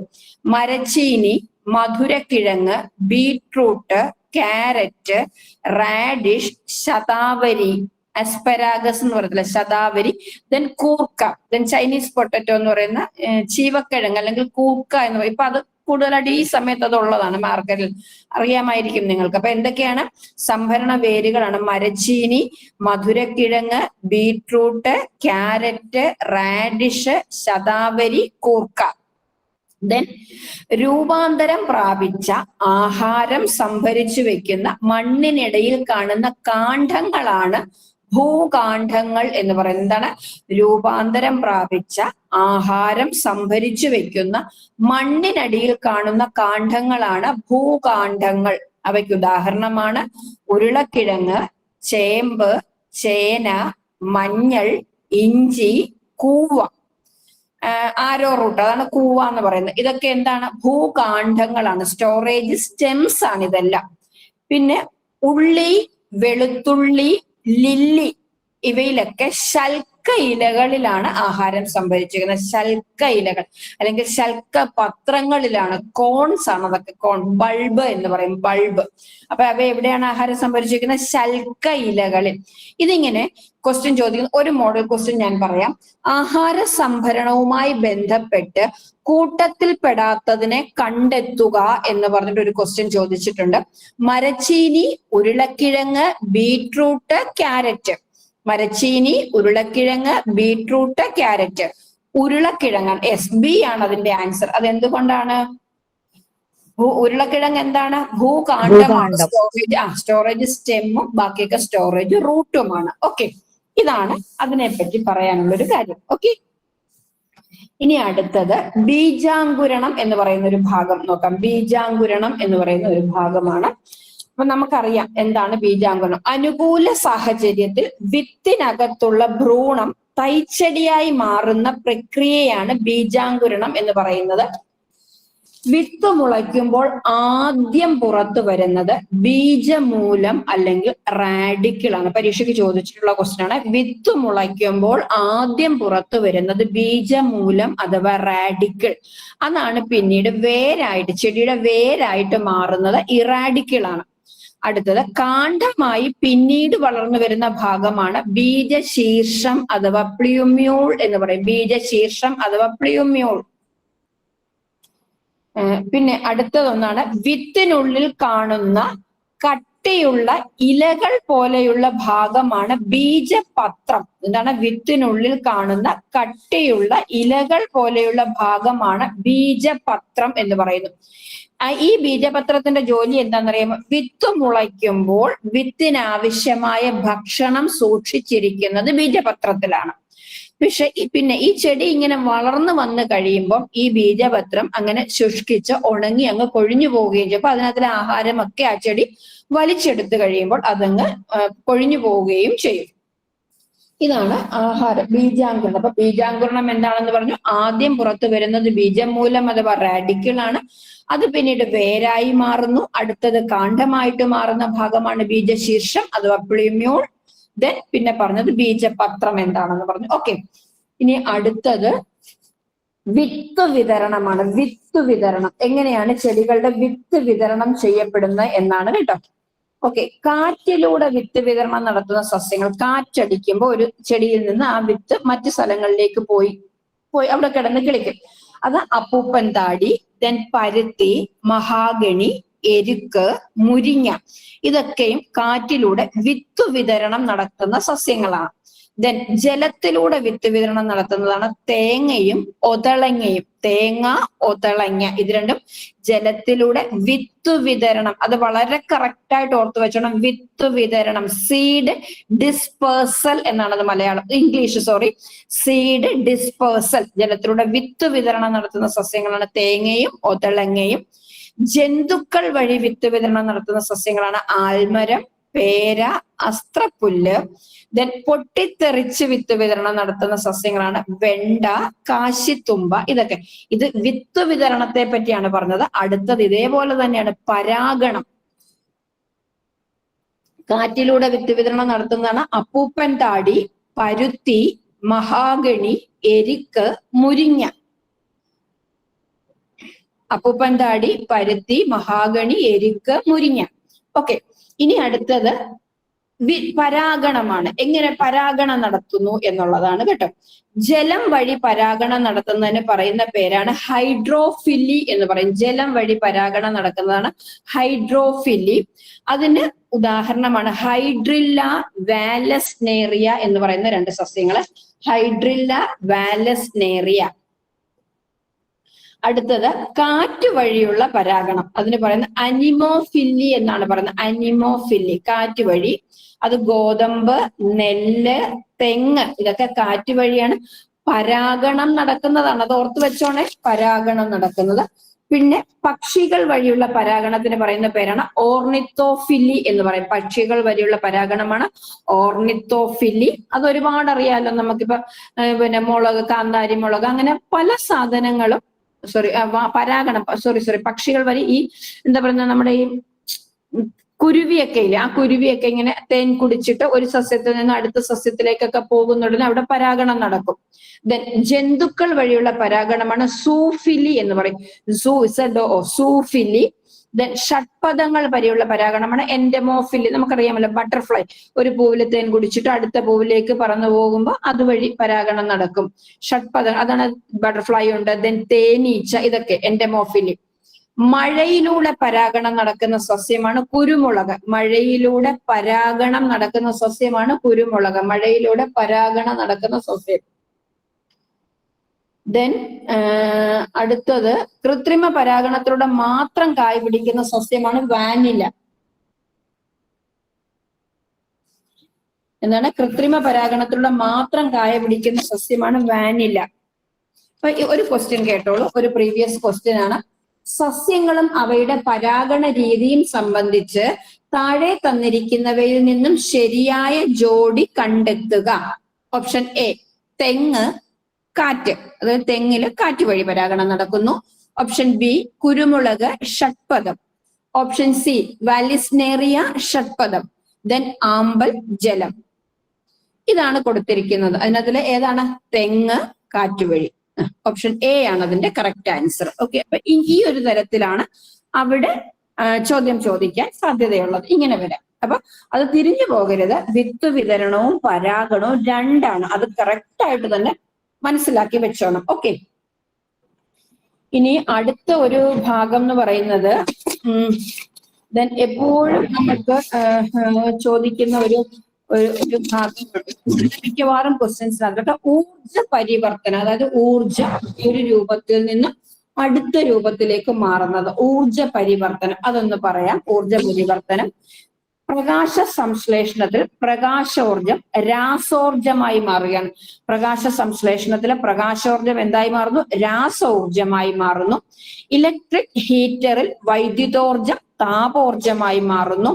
സോളാർ സെല്ലിൽ പ്രകാശോർജം വൈദ്യുതോർജമായി മാറുന്നു. ദെൻ അതുപോലെ തന്നെ അവിടെ സൗരോർജം വൈദ്യുതോർജമായി മാറുന്നു എന്നും പറയാം കേട്ടോ. പ്രകാശോർജം വൈദ്യുതോർജമായി മാറുന്നു. അതേപോലെ തന്നെ സൗരോർജം എന്തായി മാറുന്നു? വൈദ്യുതോർജമായി മാറുന്നു. അങ്ങനെ രണ്ട് തരത്തിൽ അവിടെ ഓപ്ഷൻസ് വേണമെങ്കിൽ കിട്ടും. ദെൻ ആവി യന്ത്രത്തിൽ താപോർജം യാന്ത്രികോർജമായി മാറുന്നു. ഇസ്തിരിപ്പെട്ടി, നമ്മുടെ അയൺ ബോക്സിൽ വൈദ്യുതോർജം താപോർജമായി മാറുന്നു. വൈദ്യുത ജനറേറ്ററിൽ യാന്ത്രികോർജം വൈദ്യുതോർജമായി മാറുന്നു. ലൗഡ് സ്പീക്കറിൽ വൈദ്യുതോർജം ശബ്ദോർജമായി മാറുന്നു. ഡൈനമോയിൽ യാന്ത്രികോർജം വൈദ്യുതോർജമായി മാറുന്നു. ഇലക്ട്രിക് ഫാൻ വൈദ്യുതോർജം യാന്ത്രികോർജമാകുന്നു. ഇലക്ട്രിക് ബെൽ വൈദ്യുതോർജം ശബ്ദോർജമായി മാറുന്നു. ബാറ്ററിയിൽ രാസോർജം വൈദ്യുതോർജമായി മാറുന്നു. ഗ്യാസ് സ്റ്റൗ, നമ്മൾ ഉപയോഗിക്കുന്ന ഗ്യാസ് സ്റ്റൗവില് രാസോർജം താപോർജവും പ്രകാശോർജവുമായി മാറുന്നു. ടെലിവിഷനിൽ വൈദ്യുതോർജം ശബ്ദോർജവും പ്രകാശോർജവും താപോർജവുമായി മാറുന്നു. മെഴുകുതിരി കത്തുമ്പോൾ രാസോർജം പ്രകാശോർജവും താപോർജവുമായി മാറുന്നു. മൈക്രോഫോണിൽ ശബ്ദോർജം വൈദ്യുതോർജമായി മാറും. ഇലക്ട്രിക് മോട്ടോർ വൈദ്യുതോർജം യാന്ത്രികോർജമാകുന്നു. ഇലക്ട്രിക് ഓവനില് വൈദ്യുതോർജം താപോർജമായി മാറും. ഹെയർ ഡ്രയറില് വൈദ്യുതോർജം ശബ്ദോർജവും താപോർജവുമായിട്ട് മാറും. നോക്കിക്കേ, ഒന്ന് രണ്ട് എക്സാമ്പിൾസ് ഒന്ന് നോക്കാം. ബൾബ് പ്രകാശിക്കുമ്പോൾ ഉണ്ടാകുന്ന ഊർജ്ജമാറ്റം. ഓപ്ഷൻസ് ഉണ്ടായിരുന്നു, അത് ഞാനിപ്പോ സമയമില്ലാത്തതുകൊണ്ട് വായിക്കുന്നില്ല. വൈദ്യുതോർജം പ്രകാശോർജവും താപോർജവും ആയി മാറുന്നു. പിന്നെ വേറൊരു ക്വസ്റ്റ്യൻ, വേറൊരു രീതി ചോദിച്ചിരുന്നതാണ്, പ്രകാശ സംശ്ലേഷണ സമയത്തുണ്ടാകുന്ന ഊർജ രൂപത്തിന്റെ ശരിയായ മാറ്റം കണ്ടെത്തുക എന്ന് പറഞ്ഞിട്ട് ഓപ്ഷൻ വായിക്കുന്നില്ല. പ്രകാശോർജം രാസോർജമായി മാറുന്നു എന്നുള്ളതാണ് അതിന്റെ ഓപ്ഷൻ, അതിന്റെ ആൻസർ. പിന്നെ നിങ്ങൾക്കറിയാം, എന്താ പറയാ, pH അല്ലെ, ജലത്തിന്റെ pH എന്ന് പറയുന്ന 7 7 കൂടിയാൽ അത് ആൽക്കലിയാണ്, 7 കുറഞ്ഞാൽ ആസിഡ് ആണ്. pH 7 കൂടിയാൽ ആസിഡും 7 കൂടിയാൽ ആൽക്കലിയും 7 കുറഞ്ഞാൽ ആസിഡുമാണ്. രക്തത്തിൻ്റെത് 7.4 നമ്മുടെ ഉമിനീര് അത് എന്ത് ചെയ്യുന്നു എന്നറിയാമോ? അസിഡിക് ടു ആൽക്കലൈൻ ആവും കേട്ടോ. 6.5 to 7.4. പാലില് 6.5 ആണ്, ആസിഡ് ആണ്, അറിയാലോ അല്ലെ. ദെൻ ആസിഡ്, ബേസ് എന്നിവയുടെ സാന്നിധ്യം അറിയാൻ ഉപയോഗിക്കുന്നത് ലിറ്റ്മസ് പേപ്പർ ആണ്. നീല ലിറ്റ്മസിനെ ചുവപ്പാക്കുന്നത് ആസിഡ് ആണ്. ചുവന്ന ലിറ്റ്മസിനെ നീലയാക്കുന്നത് ബേസ് ആണ്. എല്ലാ ആസിഡുകളിലും പൊതുവായി കാണുന്ന മൂലകം ഹൈഡ്രജൻ ആണ്. ഏത് ആസിഡ് എടുത്താലും അതിനകത്ത് ഹൈഡ്രജൻ ഉണ്ട്. ദെൻ സ്റ്റോറേജ് ബാറ്ററികളിൽ ഉപയോഗിക്കുന്ന ആസിഡ് H2SO4 ആണ്, സൾഫ്യൂറിക് ആസിഡ് ആണ്. രാസവസ്തുക്കളുടെ രാജാവ് എന്ന് പറയുന്നത് സൾഫ്യൂറിക് ആസിഡ് ആണ്. ഇത്രയുമാണ് അതിനെപ്പറ്റി പറയാനുള്ളത്. പിന്നെ നമ്മൾ എപ്പോഴും കാണുന്ന ഒരു ഭാഗമാണ് പ്രഥമ ശുശ്രൂഷ എന്ന് പറയുന്ന ഒരു ഭാഗമുണ്ട്. അറിയാമല്ലോ നിങ്ങൾക്കത് ഓൾമോസ്റ്റ് എല്ലാ ക്വസ്റ്റ്യൻസിനകത്തിലും ഉണ്ടായിരിക്കും. അപ്പൊ അത് ഷോക്ക് ഏറ്റാൽ എന്ത് ചെയ്യണം എന്നുള്ള രണ്ട് ടെക്സ്റ്റിനകത്ത് നിന്ന് ഞാൻ രണ്ട് തരത്തിലാണ് എഴുതിയിരിക്കുന്നത്. അതായത് ഒന്ന് DLEDന്റെ EVS പേപ്പറിനകത്തിലുണ്ട്, അതുപോലെ തന്നെ ഹെൽത്ത് എഡ്യൂക്കേഷന്റെ പേപ്പറിനകത്തിലുണ്ട് ഈ പ്രഥമ ശുശ്രൂഷ. ഓക്കെ, അപ്പൊ ഷോക്ക് ഏറ്റാൽ കൊടുക്കുന്നതാണ്. ഷോക്ക് ഏറ്റ ആളെ സമാധാനിപ്പിക്കുക, ആശ്വസിപ്പിക്കുക, ചൂടുള്ള വസ്ത്രം കൊണ്ട് പുതപ്പിക്കുക, ദെൻ തല താഴ്ത്തി ചരിച്ച് കാലുകൾ ഉയർത്തി വെക്കുക. അങ്ങനെ ചെയ്യുന്നത് രക്തചംക്രമണം മെച്ചപ്പെടുത്താൻ വേണ്ടിയിട്ടാണ്. തല താഴ്ത്തി ചരിച്ച് കാലുകൾ ഉയർത്തി വെക്കുക. ദെൻ മുറുകിയ വസ്ത്രങ്ങൾ ലൂസാക്കിയിടുക. ശ്വാസ തടസ്സമുണ്ടെങ്കിൽ നീക്കാൻ ശ്രമിക്കുക. ആവശ്യമെങ്കിൽ കൃത്രിമ ശ്വാസോച്ഛ്വാസം നൽകുക. ഇത്രയുമാണ് ഷോക്ക് ഏറ്റാൽ. ദെൻ മുറിവ് വന്നാൽ എന്ത് ഫസ്റ്റ് എയ്ഡാ കൊടുക്കേണ്ടത്? രക്തസ്രാവം നിർത്തുക, പീഡിതനെ സ്വസ്ഥമായ ഒരു സ്ഥലത്ത് കിടത്തുക, പിന്നെ എന്താണ് അത് ബാൻഡേജ് ചെയ്യുക. ഡ്രസ്സിംഗ് പാഡോ വൃത്തിയുള്ള തുണിയോ ഒക്കെ ഉപയോഗിച്ച് അതൊന്ന് ബാൻഡേജ് ചെയ്യുക. മുറിവിന്മേൽ സമ്മർദ്ദം ചെലുത്തുക, മുറിവൊന്ന് അമർത്തി പിടിക്കുക. ഇതെല്ലാം പരാജയപ്പെട്ടാൽ ടൂർണിക്ക കെട്ടാൻ പറയുന്നുണ്ട്.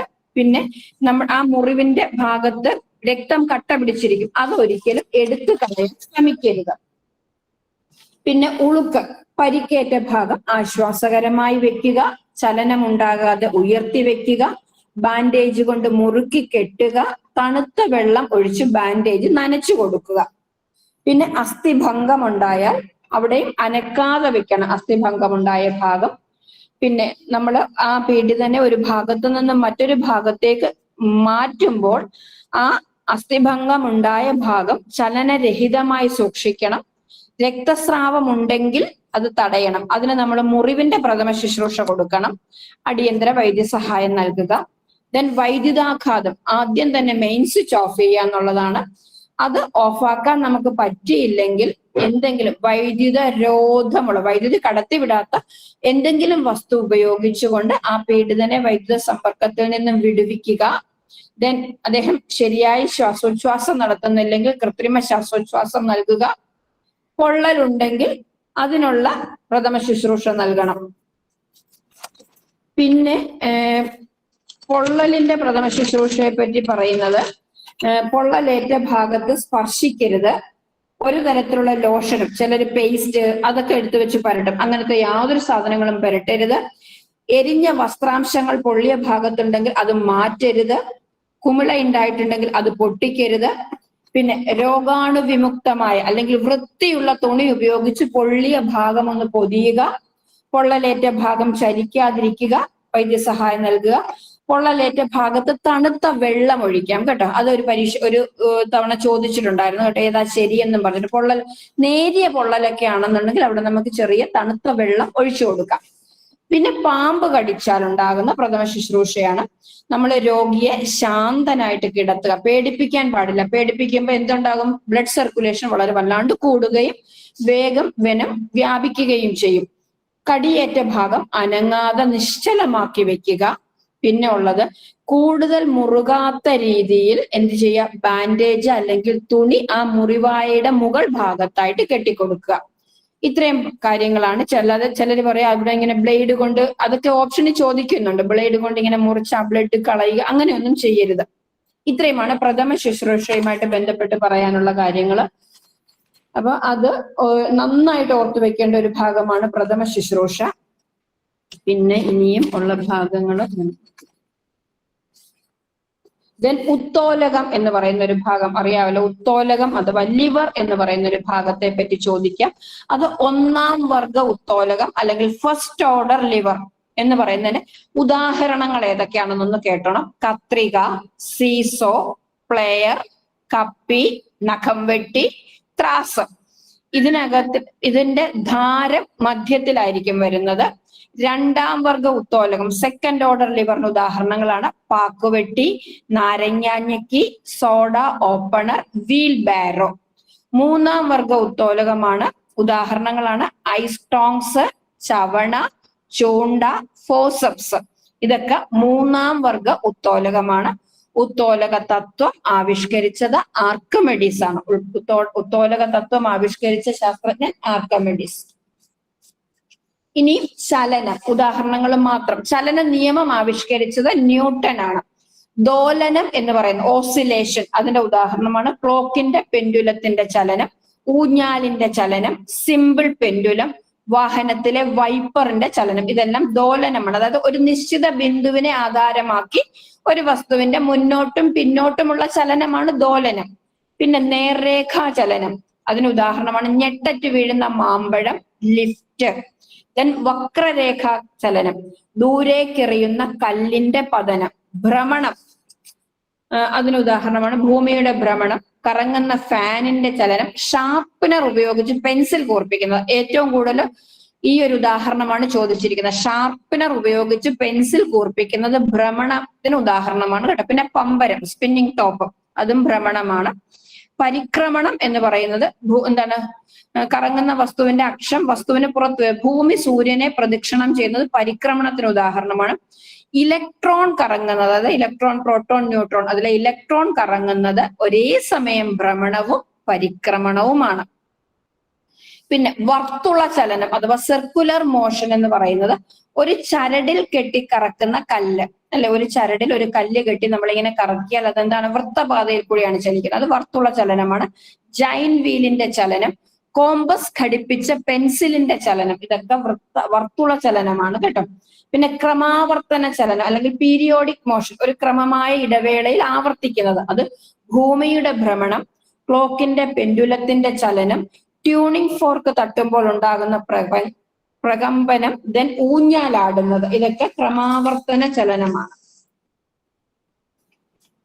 പിന്നെ താപപ്രസരണത്തെ പറ്റി പല ഇതിനകത്തിലും ചോദ്യങ്ങൾ. ഒരു താപം പ്രസരിക്കുന്നത് എങ്ങനെയാണെന്നുള്ള രീതിയിൽ അത് ഉദാഹരണം ഞാൻ പറയാം. അത് 3 തരത്തിലാണ്. ചാലനം നടക്കുന്നത് ഖരവസ്തുക്കളിൽ, സോളിഡ് ഓബ്ജക്ട്സിലാണ് ചാലനം നടക്കുന്നത്. അവിടെ തന്മാത്രകൾ ചലിക്കുന്നില്ല. സംവഹനം, ദ്രാവകങ്ങളിലും വാതകങ്ങളിലും നടക്കുന്നതെന്ന് പറയുന്നത് സംവഹനമാണ്. പരീക്ഷയ്ക്ക് ചോദിച്ചിട്ടുള്ളതാണ്. ദ്രാവകങ്ങളിലും വാതകങ്ങളിലും നടക്കുന്ന താപപ്രസരണം സംവഹനമാണ്. ദെൻ കടൽക്കാറ്റും കരക്കാറ്റും, ഇത് സംവഹനത്തിന് ഉദാഹരണമാണ് കേട്ടോ. കടൽക്കാറ്റും ലാൻഡ് ബ്രീസും സീ ബ്രീസും, അത് എന്തൊരു ഉദാഹരണമാണ്, സംവഹനം അഥവാ കൺവെക്ഷൻ ഉദാഹരണമാണ്. പിന്നെ ദെൻ വികിരണം എന്ന് പറയുന്നത് മാധ്യമത്തിന്റെ സഹായം ആവശ്യമില്ലാതെ താപം ഒരു ഭാഗത്ത് നിന്ന് മറ്റൊരു ഭാഗത്തേക്ക് മൂവ് ചെയ്യുന്നതാണ്. അത് ഉദാഹരണം സൂര്യനിൽ നിന്നും താപം ഭൂമിയിലെത്തുന്നത്, ഇൻക്യുബേറ്ററിൽ മുട്ട വിരിയുന്നത്, പ്രകാശിച്ചു കൊണ്ടിരിക്കുന്ന ബൾബിൽ നിന്നും താപം താഴെ എത്തുന്നത്, ഇതൊക്കെ വികിരണത്തിന് ഉദാഹരണം. അത് ഓർത്തു വെച്ചോളൂ. ഖരവസ്തുക്കളിൽ ചാലനം നടക്കുന്നു, ദ്രാവകങ്ങളിലും വാതകങ്ങളിലും സംവഹനം നടക്കുന്നു. ദെൻ പിന്നെ വികിരണത്തിന് എന്താവശ്യമില്ല, മാധ്യമത്തിന്റെ സഹായം ആവശ്യമില്ല. ഇനി അടുത്തത് വളരെ ഓർത്തിരിക്കേണ്ട ഒരു കാര്യമാണ് സൂര്യഗ്രഹണം, ചന്ദ്രഗ്രഹണം. അറിയാലോ അല്ലെ, അത് മിക്കവാറും ക്വസ്റ്റ്യൻസിനകത്ത് അത് കാണാറുണ്ട്. സൂര്യഗ്രഹണം അഥവാ സോളാർ എക്ലിപ്സ് എന്ന് പറയുന്നത്, ആ ഓർഡർ എന്താണ് ഞാൻ ടീച്ചർ പറഞ്ഞിട്ടുണ്ട്, അവർക്കറിയാം. EMS എന്ന് പറയുന്നത് ഓർത്തിരിക്കുക. EMS എന്ന് പറയുന്നതാണ് അവിടെ ഓർത്തിരിക്കേണ്ട കാര്യം. EMS. അപ്പൊ ആരാണ് മധ്യത്തിൽ വരുന്നത്? മൂണാണ് അല്ലെ, മൂൺ. അതുകൊണ്ടാണ് EMS എന്ന് പറയുന്നത്. അപ്പൊ സൂര്യഗ്രഹണത്തില് EMS ആണ്. അപ്പൊ ഞാൻ അന്നൊരു ഉദാഹരണം പറഞ്ഞത് EMS, EM ശങ്കരൻ നമ്പൂതിരിപ്പാട് അല്ല, അദ്ദേഹം എന്ത് ചെയ്യുന്നു, സൂര്യനെ പോലെ ചിരിക്കുന്നു എന്ന് ഓർത്തു വയ്ക്കുക. EMS സൂര്യനെ പോലെ ചിരിക്കുന്നു. അപ്പൊ അത് ഓർത്തു വയ്ക്കുക സൂര്യഗ്രഹണത്തിന് വേണ്ടിയിട്ട് കേട്ടോ. EMS സൂര്യനെ പോലെ ചിരിക്കുന്നു. അപ്പൊ മൂണാണ് മിഡിലിൽ വരുന്നത്. സൂര്യഗ്രഹണം അമാവാസി ദിവസമായിരിക്കും സൂര്യഗ്രഹണം സംഭവിക്കുന്നത് കേട്ടോ. അമാവാസി ദിവസമാണ് സൂര്യഗ്രഹണം സംഭവിക്കുന്നത്. മെനിഞ്ഞാന്നൊരു സൂര്യഗ്രഹണം ഉണ്ടായിരുന്നു, നമുക്ക് വലിയ സൂര്യഗ്രഹണമായിരുന്നു. ഇന്ത്യയിൽ അത് കാണാൻ പറ്റത്തില്ലായിരുന്നു. മെനിഞ്ഞാന്ന് അമാവാസിയായിരുന്നു. ഓക്കെ, അടുത്തത് ചന്ദ്രഗ്രഹണമാണ്. ചന്ദ്രഗ്രഹണം, ചന്ദ്രൻ, ഭൂമി, സൂര്യൻ, MES ആണ്, മുസ്ലിം എഡ്യൂക്കേഷൻ സൊസൈറ്റി എന്ന് ഓർത്തു വയ്ക്കുക. നമുക്കറിയാലോ റംസാനും അവരുടെ നോമ്പൊക്കെ നമ്മൾ എന്തിനെ ആസ്പദമാക്കിയിട്ടാണ് ചന്ദ്രനെ കാണുന്നതനുസരിച്ചിട്ടല്ലേ നമ്മൾ നൊയമ്പ് ചെയ്യുന്നത്. അപ്പൊ അത് ഓർത്തു വെക്കുക. MES മുസ്ലിം എഡ്യൂക്കേഷൻ സൊസൈറ്റി എന്ന് ഓർത്തു വെക്കുക. അപ്പം എന്താണ് നടുക്ക് വരുന്നത്? എർത്താണ് നടുക്ക് വരുന്നത്, അത് ഓർത്തു വെക്കുക. വെളുത്തവാവ് അല്ലെങ്കിൽ പൗർണമി ദിവസങ്ങളിലാണ് ചന്ദ്രഗ്രഹണം നടക്കുന്നത്. വെളുത്തവാവ് അല്ലെങ്കിൽ പൗർണമി ദിവസങ്ങളിലാണ് ചന്ദ്രഗ്രഹണം നടക്കുന്നത്. ഒരു രണ്ടും ഇങ്ങനെ ചോദിക്കാം. താഴെ പറയുന്നവയെ സൂര്യഗ്രഹണവുമായി ബന്ധപ്പെട്ട തെറ്റായ പ്രസ്താവന ഏത്? അങ്ങനെ പിന്നെ സൂര്യഗ്രഹണം സംബന്ധിച്ച് താഴെ പറയുന്നവയെ ശരിയായ പ്രസ്താവന ഏത്? അല്ലെങ്കിൽ ചന്ദ്രഗ്രഹണം, അങ്ങനെ പലതരത്തിലായിരിക്കും അതുമായി ബന്ധപ്പെട്ടിട്ടുള്ള ക്വസ്റ്റ്യൻസ് ചോദിക്കുന്നത്. ഓക്കെ, അപ്പൊ സൂര്യഗ്രഹണം ചന്ദ്രഗ്രഹണമായി. പിന്നെ അടുത്തതൊന്നാണ് അന്തരീക്ഷ പാളിയെ പറ്റിയിട്ടുള്ളത്. അന്തരീക്ഷ പാളി, നമ്മുടെ അന്തരീക്ഷത്തിന്റെ പാളി. അതിനകത്ത് അന്തരീക്ഷത്തിൽ ഏറ്റവും കൂടുതലായി കാണപ്പെടുന്ന വാതകം നൈട്രജൻ ആണ് കേട്ടോ. 78.08% നൈട്രജൻ ആണ്. രണ്ടാമത് ഓക്സിജൻ 20.95% ഓക്സിജൻ ആണ്. അത് കഴിഞ്ഞ് argon, then carbon dioxide. ഭൂമിയുടെ അന്തരീക്ഷത്തെ ഊഷ്മാവിന്റെ അടിസ്ഥാനത്തിൽ 5 ആയിട്ട് തരംതിരിച്ചിരിക്കുന്നുണ്ട്. ഒന്ന് ട്രോപ്പോസ്ഫിയർ, അത് ഏറ്റവും താഴ്ന്ന പാളിയാണ്. ഇത് പരീക്ഷയ്ക്ക് ചോദിക്കും, ഓർഡറിലൊക്കെ ആക്കി എഴുതാനായിട്ട് ചോദിക്കേണ്ടത്. ഡിസോർഡറിൽ തന്നിട്ട് താഴെ നിന്ന്, ഞാൻ ഈ പറയുന്നത് താഴെ നിന്ന് മുകളിലേക്കുള്ളതാണ്. ഏറ്റവും താഴെയുള്ള പാളിയാണ് ട്രോപ്പോസ്ഫിയർ എന്ന് പറയുന്നത്. ഹരിതഗ്രഹ പ്രഭാവം നടക്കുന്ന അന്തരീക്ഷ പാളി ട്രോപ്പോസ്ഫിയർ ആണ് കേട്ടോ.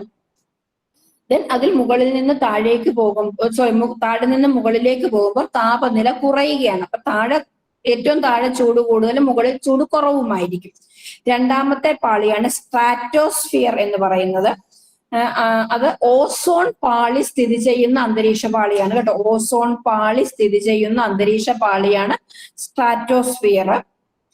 പിന്നെ വന്നിട്ട് ഓസോൺ പാളിയുടെ വിള്ളലിന്റെ കാരണം CFC, പ്രധാനമായ കാരണം CFC ആണ്. പിന്നെ ലോക ഓസോൺ ദിനം എന്ന് പറയുന്നത് സെപ്റ്റംബർ 16 ലോക ഓസോൺ ദിനം. മൂന്നാമത്തെ പാളിയാണ് മീസോസ്ഫിയർ. പിന്നെ ഭൂമിയുടെ അന്തരീക്ഷത്തിൽ ഏറ്റവും താഴ്ന്ന ഊഷ്മാവ് അനുഭവപ്പെടുന്നത് മീസോസ്ഫിയറിലാണ് കേട്ടോ.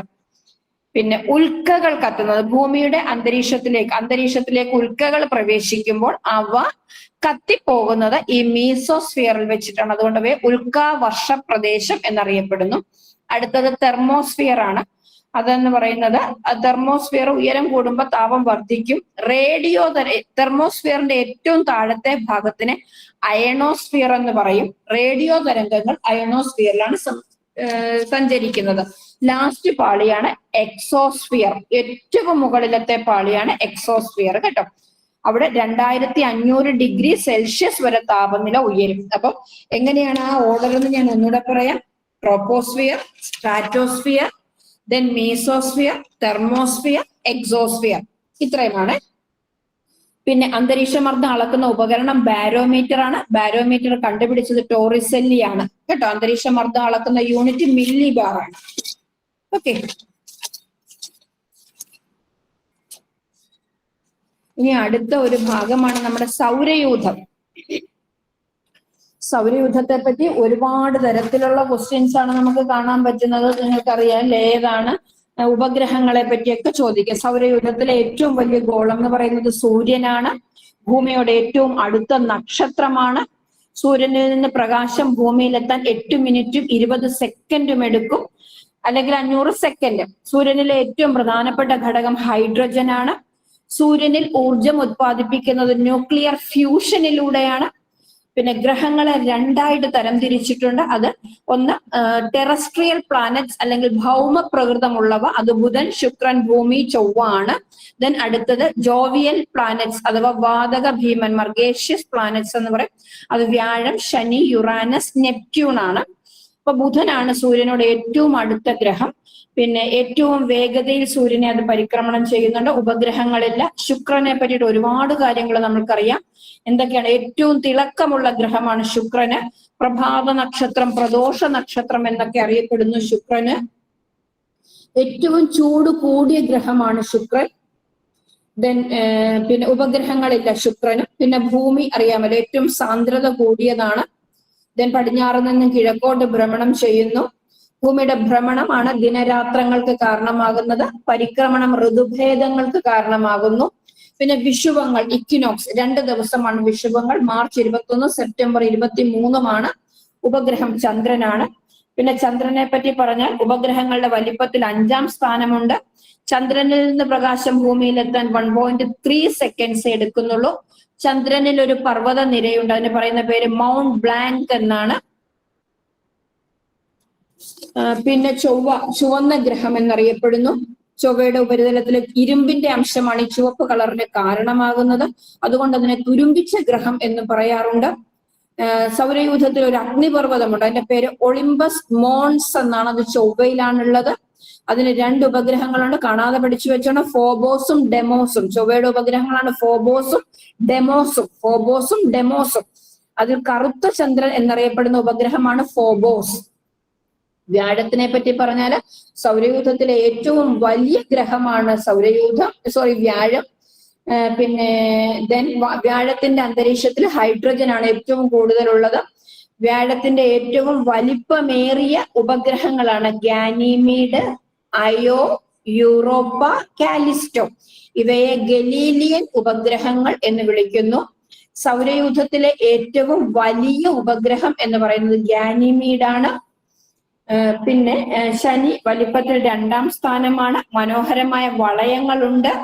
ശനിയുടെ ഒരുപാട് 53ഓളം ഉപഗ്രഹങ്ങൾ ശനിക്കുണ്ട്. അതിൽ ഏറ്റവും വലുത് ടൈറ്റൻ ആണ്. ഈ ടൈറ്റൻ എന്ന് പറയുന്ന ഉപഗ്രഹത്തെ ഭൂമിയുടെ അപരൻ എന്ന് പറയുന്നുണ്ട്. പിന്നെ യുറാനസ്, ദൂരദർശിനിയുടെ സഹായത്താൽ ആദ്യം കണ്ടെത്തിയ ഗ്രഹമാണ് യുറാനസ്. അതിനകത്തിൽ നേർത്ത വളയങ്ങളുണ്ട്. നെപ്റ്റ്യൂൺ, ഏറ്റവും ശക്തമായ കൊടുങ്കാറ്റുള്ള ഗ്രഹം നെപ്റ്റ്യൂൺ ആണ്. പിന്നെ പ്രപഞ്ചത്തിന്റെ വികാസത്തെ കുറിച്ചുള്ള വിവരണം മഹാവിസ്ഫോടന സിദ്ധാന്തം എന്ന് പറയുന്നു. സൗരയൂഥം ഉൾപ്പെടുന്ന ഗാലക്സി മിൽക്കി വേ ആണ്. പരീക്ഷയ്ക്ക് ചോദിച്ചിരിക്കുന്ന 1-2 ക്വസ്റ്റ്യൻസ് നമുക്കൊന്ന് പരിചയപ്പെടാം. താഴെ പറയുന്ന ഗ്രഹങ്ങളുമായി ബന്ധപ്പെട്ട തെറ്റായ പ്രസ്താവന ഏത്? വ്യാഴം ഗലീലിയൻ വ്യൂഹം ഉണ്ട്. ചൊവ്വ ചുവന്ന ഗ്രഹം എന്നറിയപ്പെടുന്നു. നെപ്റ്റ്യൂൺ കാറ്റുള്ള ഗ്രഹം, അത് ഞാനിപ്പോ പറഞ്ഞു.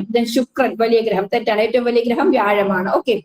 സൗരയൂഥത്തിലെ ഗ്രഹങ്ങളിൽ സൂര്യനോട് ഏറ്റവും അടുത്ത് സ്ഥിതി ചെയ്യുന്ന ഗ്രഹം ഏതാണ്? ശുക്രൻ, ബുധൻ, ചൊവ്വ, ഭൂമി. ഏതാണ്? ബുധനാണ്. ഏറ്റവും അടുത്ത് സ്ഥിതി ചെയ്യുന്നത് ബുധനാണ്. ചൊവ്വയുടെ ഉപഗ്രഹമാണ് ഗാനിമീഡ്, കാലിസ്റ്റോ, ഫോബോസ്, ടൈറ്റൻ. ഏതാണ്?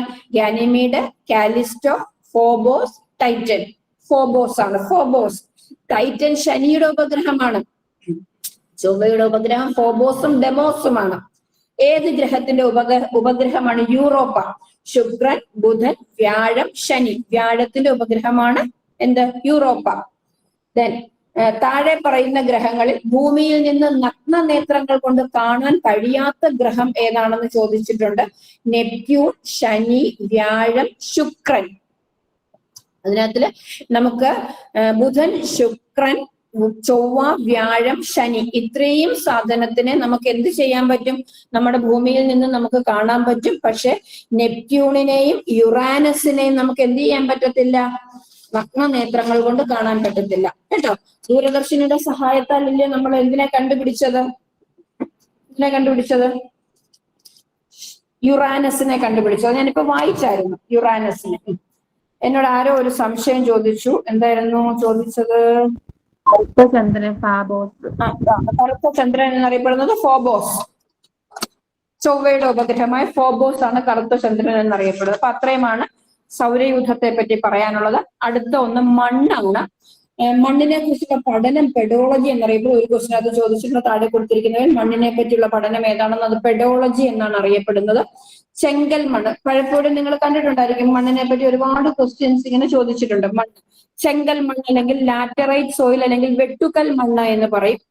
കേരളത്തിൽ ഏറ്റവും കൂടുതൽ കാണപ്പെടുന്ന മണ്ണിനമാണ്. കേരളത്തിൽ ഏറ്റവും കൂടുതൽ കാണപ്പെടുന്ന മണ്ണിനമാണ് ചെങ്കൽ മണ്ണ്. അത് പ്രീവിയസ് ക്വസ്റ്റ്യനും കൂടിയാണ് കേട്ടോ. കറുത്ത പരുത്തി മണ്ണ്, വനമണ്ണ്, എക്കൽ മണ്ണ്, വെട്ടുകൽ മണ്ണ് എന്ന് ചോദിച്ചിരുന്നു കേട്ടോ.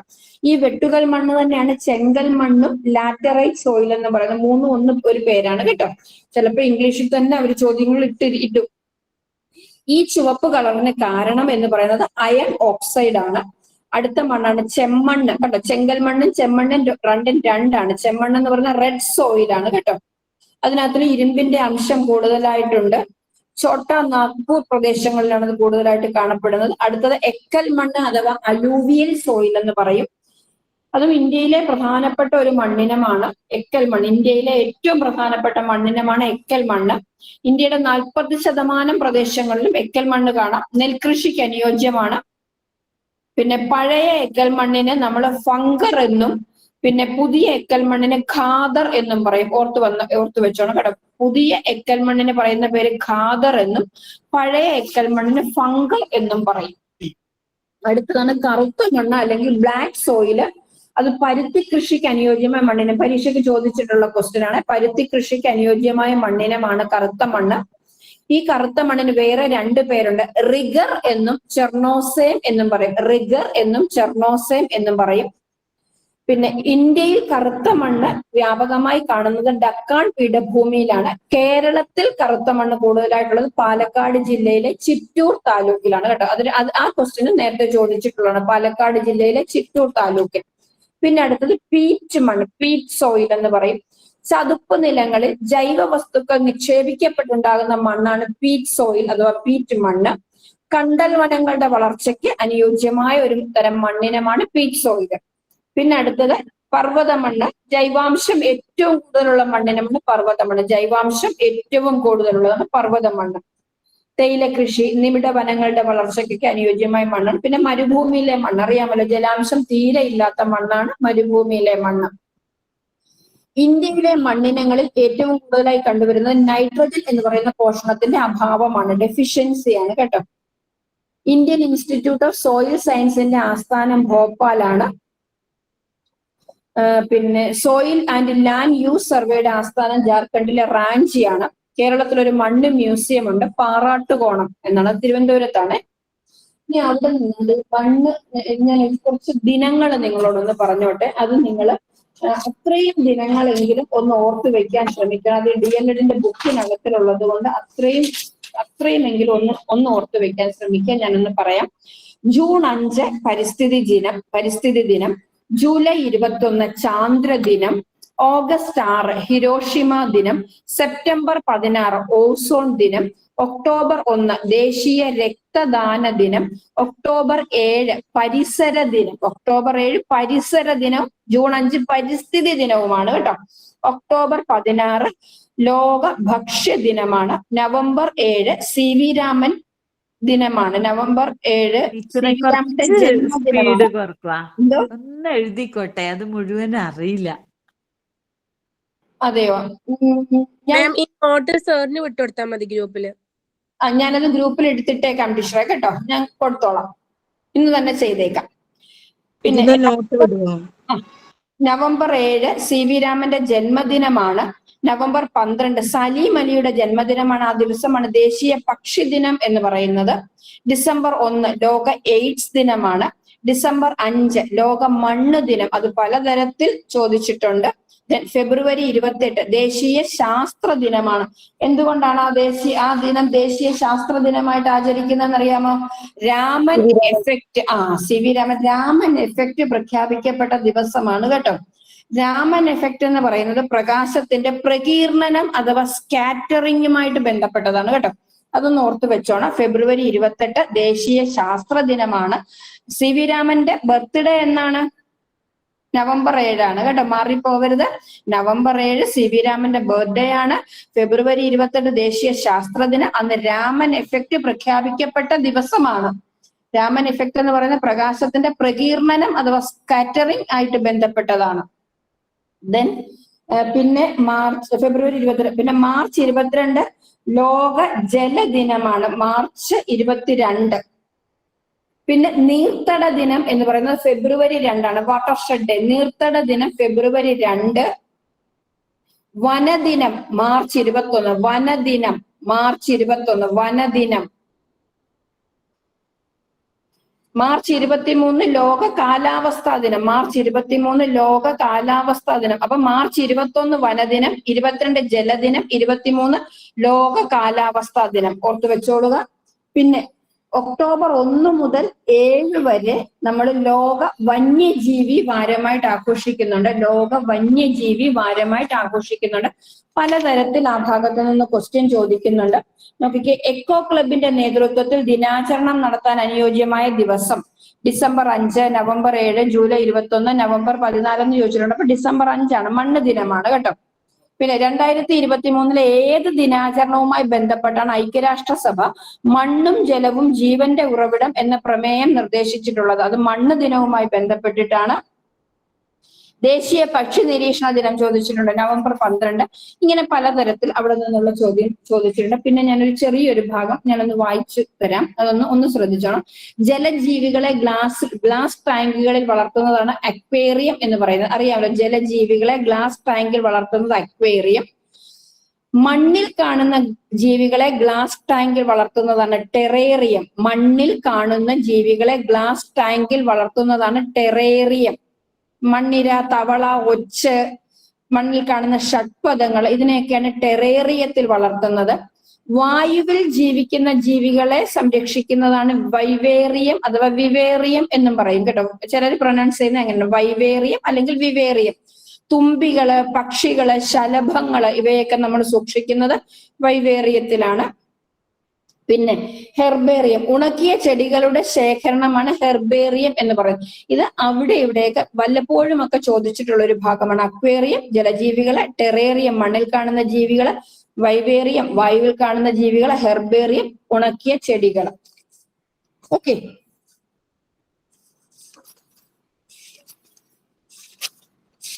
ഇനിയും പിന്നെ ലോഹസങ്കരങ്ങൾ ഒന്ന് ഓർത്തോണം. ലോഹസങ്കരങ്ങളാണ് അലോയിസ്, ലോഹസങ്കരങ്ങൾ. ഉരുക്ക് അഥവാ സ്റ്റീല് ഇരുമ്പും കാർബണും കൂടെ ചേർന്നതാണ്. പിച്ചള അഥവാ ബ്രാസ് ചെമ്പും സിങ്കും കൂടെ ചേർന്നതാണ്. ഓട് വെങ്കലം അഥവാ ബ്രോൺസ് ചെമ്പും ടിന്നും കൂടെ ചേർന്നതാണ്. അൽനിക്കോ ഇരുമ്പ്, നിക്കല്, അലുമിനിയം, കൊബാൾട്ട്. ഈ അൽനിക്കോ കാന്തം ഉണ്ടാക്കാനായിട്ടാണ് ഉപയോഗിക്കുന്നത്, കാന്തം. അടുത്തത് ഗൺമെറ്റൽ, കോപ്പറ്, ടിന്ന്, സിങ്ക്. പലപ്പോഴും ചോദിച്ചിട്ടുള്ള ഒരു ഭാഗമാണ് കോപ്പറ്, ടിന്ന്, സിങ്ക് അല്ല ഈ ലോഹസങ്കരങ്ങൾ. പിന്നെ cast iron, iron, carbon, silicon. Iron, carbon, silicon.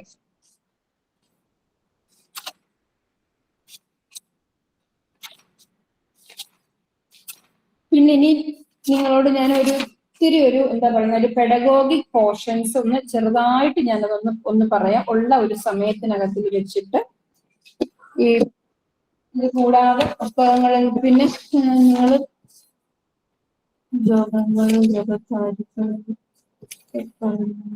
വിദ്യ ടീച്ചറെ, സാറേ ഈ പരിസ്ഥിതി ദിനം പ്രമേയം ചോദിക്കുമോ എന്ന് ചോദിക്കുന്നുണ്ട്, അതെന്തുവാണ് ഇത്?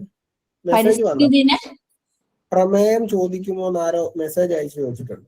അത് ഓരോ തവണത്തെയും പ്രമേയം ഓരോന്നാണ് സാറേ, ഓരോ വർഷങ്ങളിലുവേ. അത് ഞാൻ അയച്ചു തരാം സാറേ. UN ഓരോ വർഷവും ഓരോ പ്രമേയമായിട്ടാണ് അതിനെ കൊടുക്കുന്നത്. ഈ വർഷം പ്ലാസ്റ്റിക് വിമുക്തമല്ലേ? അതെ അതെ സാറേ, അതങ്ങനെ ഓരോ വർഷം ഓരോന്ന് കൊണ്ടുവരുമല്ലോ. അത് ഞാൻ കുറച്ച് 3-4 വർഷത്തേത് എഴുതി അയച്ചു തരാം. അത് എന്റെ കയ്യിലുണ്ട് സാറേ. ശരി, ഞാൻ കൊടുത്തോളാം.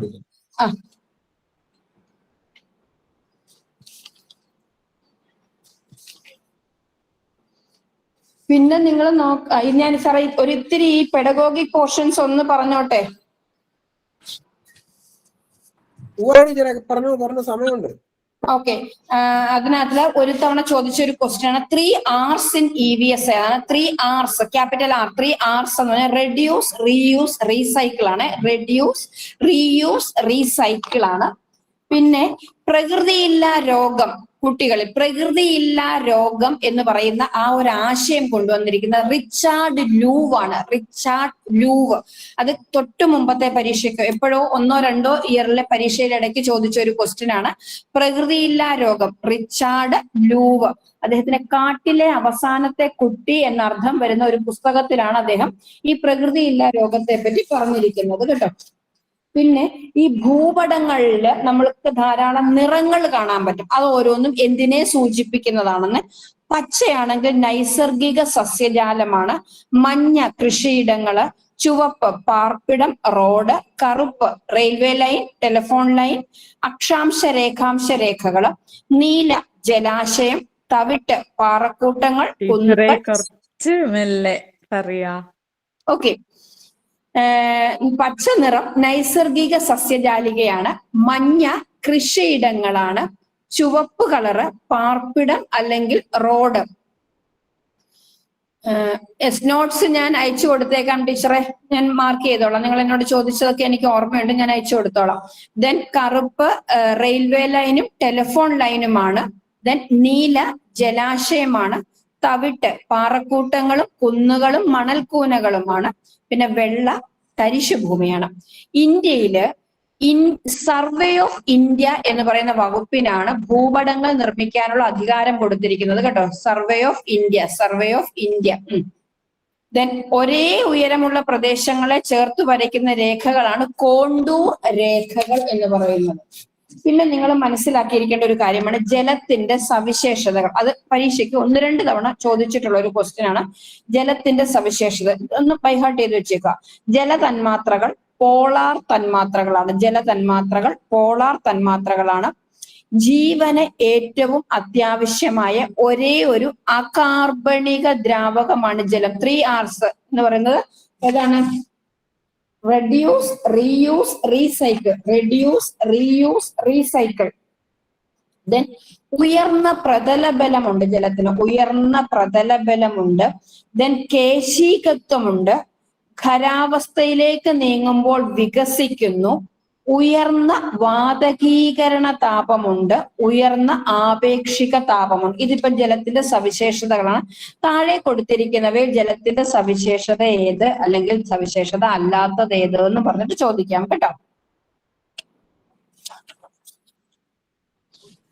പിന്നെ പ്രകൃതിദത്തമായ നാരുകളാണ് പരുത്തി, ചണം, കമ്പിളി, പട്ട്, വാഴനാര്. ഇതൊക്കെ പ്രകൃതിദത്ത നാരുകൾക്ക് ഉദാഹരണവും.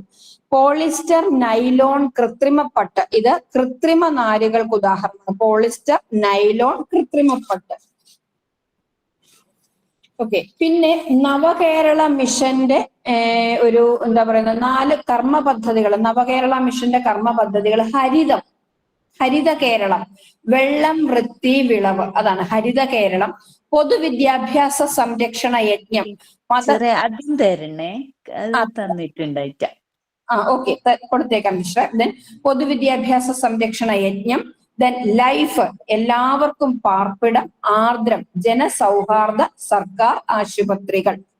അത്രയുമാണ്. ഇതെല്ലാം ടെക്സ്റ്റിനകത്തിനാണ് ഞാൻ ഈ പറയുന്നത്. പിന്നെ വൻകര, ഇതും പരീക്ഷയ്ക്ക് ചോദിച്ചൊരു ക്വസ്റ്റ്യൻ. വൻകര വിസ്ഥാപന സിദ്ധാന്ത പ്രകാരം നമുക്ക് ഒരൊറ്റ ഭൂഖണ്ഡമേ ഉണ്ടായിരുന്നുള്ളൂ. അതിന്റെ പേര് പാഞ്ചിയ എന്നും. അതിനെ ചുറ്റിപ്പറ്റി ഒരു സമുദ്രം ഉണ്ടായിരുന്നു, അതാണ് പന്തലാസ. ഇത് കഴിഞ്ഞാണ് പരീക്ഷയ്ക്ക് ചോദിച്ചാണ് പന്തലാസ. ഇപ്പോഴാണെന്ന് എനിക്ക് ഓർമ്മയില്ല. പാഞ്ചിയ എന്നും പന്തലാസ എന്നും. പാഞ്ചിയ എന്നും. ഇതിന്റെ ക്വസ്റ്റ്യൻ ഒന്ന് പറയാവോ? ഏതാ ഈ വൻകര വിസ്ഥാപന സിദ്ധാന്തമാണോ ടീച്ചറെ? അതെ അതെ. അതിന്റെ ഒറ്റ ഭൂഖണ്ഡം പാഞ്ചിയ. വൻകര വിസ്ഥാപന സിദ്ധാന്ത പ്രകാരം ഉണ്ടായിരുന്ന ഭൂഖണ്ഡം പാഞ്ചിയ, മഹാസമുദ്രം പന്തലാസ. പിന്നെ ഭൂഖണ്ഡ രൂപീകരണത്തെ കുറിച്ച് ആവിഷ്കരിക്കപ്പെട്ട സിദ്ധാന്തമാണ് ഫലക ചലന സിദ്ധാന്തം.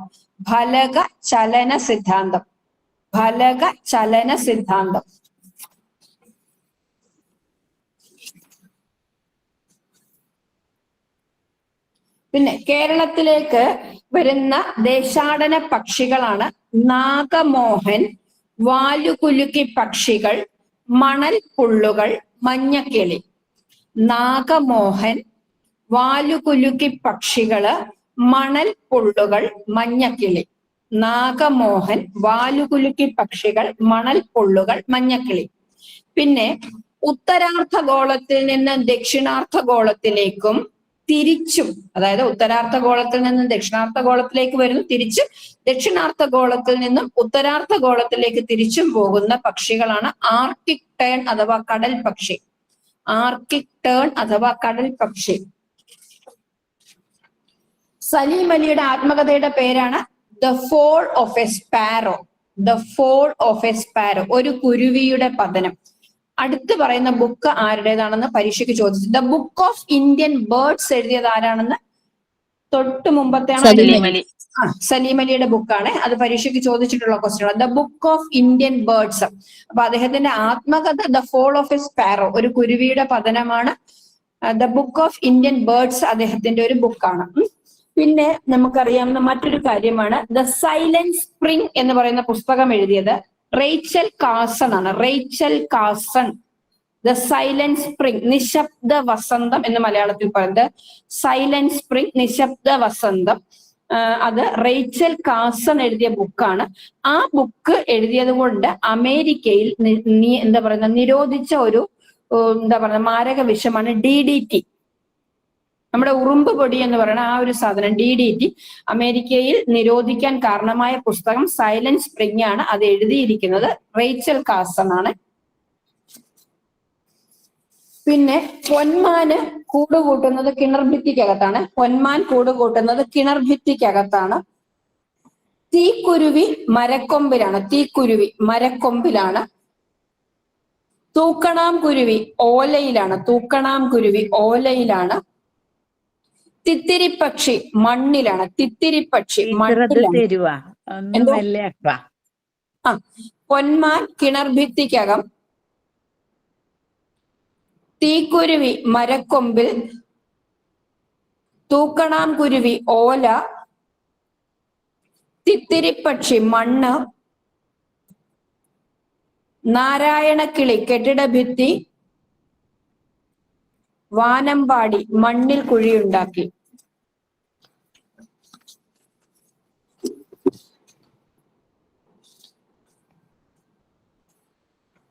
പിന്നെ പ്രഥമ ശുശ്രൂഷ പെട്ടിയിൽ എന്തൊക്കെ ഉണ്ട് എന്നുള്ളത് അത് ഞാൻ സാറിന് അയച്ചു കൊടുത്തേക്കാം. വെറുതെ വായിച്ച് സമയം കളയണ്ടല്ലോ, അതുകൊണ്ട് ഞാനത് സാറിന് അയച്ചു കൊടുത്തേക്കാവേ. മണ്ണിൽ കുഴിയുണ്ടാക്കി ഏത് പക്ഷിയാ ടീച്ചറെ? മണ്ണിൽ കുഴിയുണ്ടാക്കി വാനമ്പാടി. വാനമ്പാടി. മണ്ണിൽ കുഴിയുണ്ടാക്കി വാനമ്പാടി.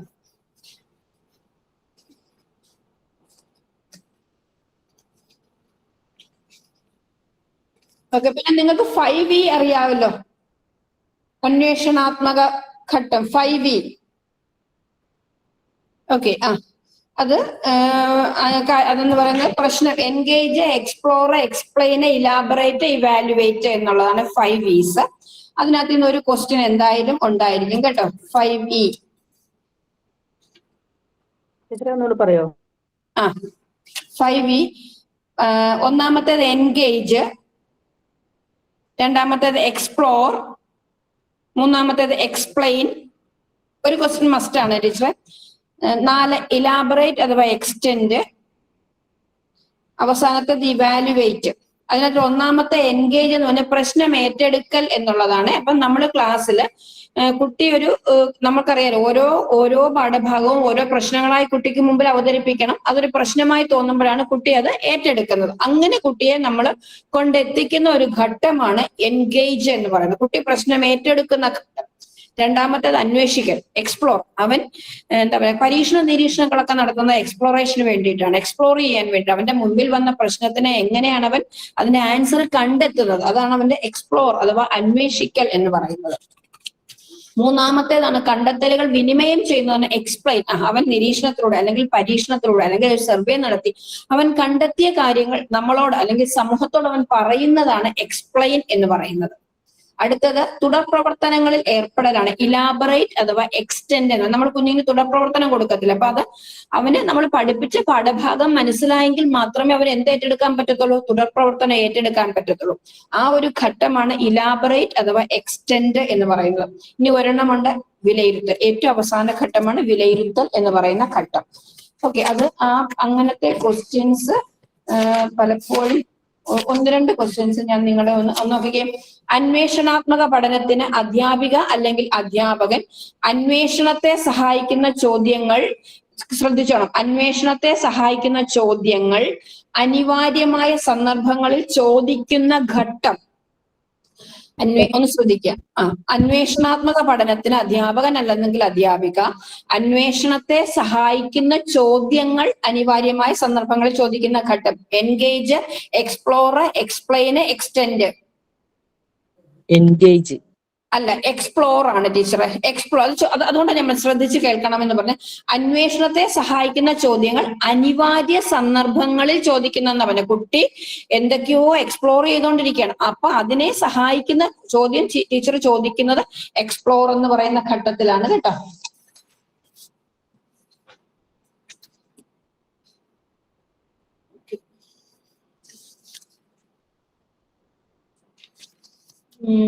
ഇതിനകത്തില് ഈ എൻഗേജ് എന്ന് പറയുന്ന ഘട്ടത്തില് വിഷയത്തിൽ കുട്ടിക്ക് താല്പര്യം ഉണ്ടാക്കുക എന്നുള്ളതാണ് ഏറ്റവും വലിയ പ്രധാനപ്പെട്ട ഒരു കാര്യം എന്ന് പറയുന്നത്. അതാണ് ഇവാലുവേറ്റിൽ അവൻ സ്വയം വിലയിരുത്തലും നടത്തുന്നുണ്ട്, സഹപഠിതാക്കളെ വിലയിരുത്തുകയും ചെയ്യുന്നുണ്ട്. അതാണ് 5V എന്ന് പറയുന്ന ആ ഒരു കാര്യം. പിന്നെ അറിയാമല്ലോ പ്രക്രിയാശേഷികൾ മൊത്തം എത്ര എണ്ണം ഉണ്ടെന്ന് അറിയാമല്ലോ? 13 എണ്ണമുണ്ട് കേട്ടോ. പ്രക്രിയാശേഷികൾ മൊത്തത്തിൽ പ്രോസസ് സ്കിൽസ്, പ്രക്രിയാശേഷി അഥവാ പ്രോസസ് സ്കിൽസ് മൊത്തത്തിൽ 13 എണ്ണമുണ്ട്.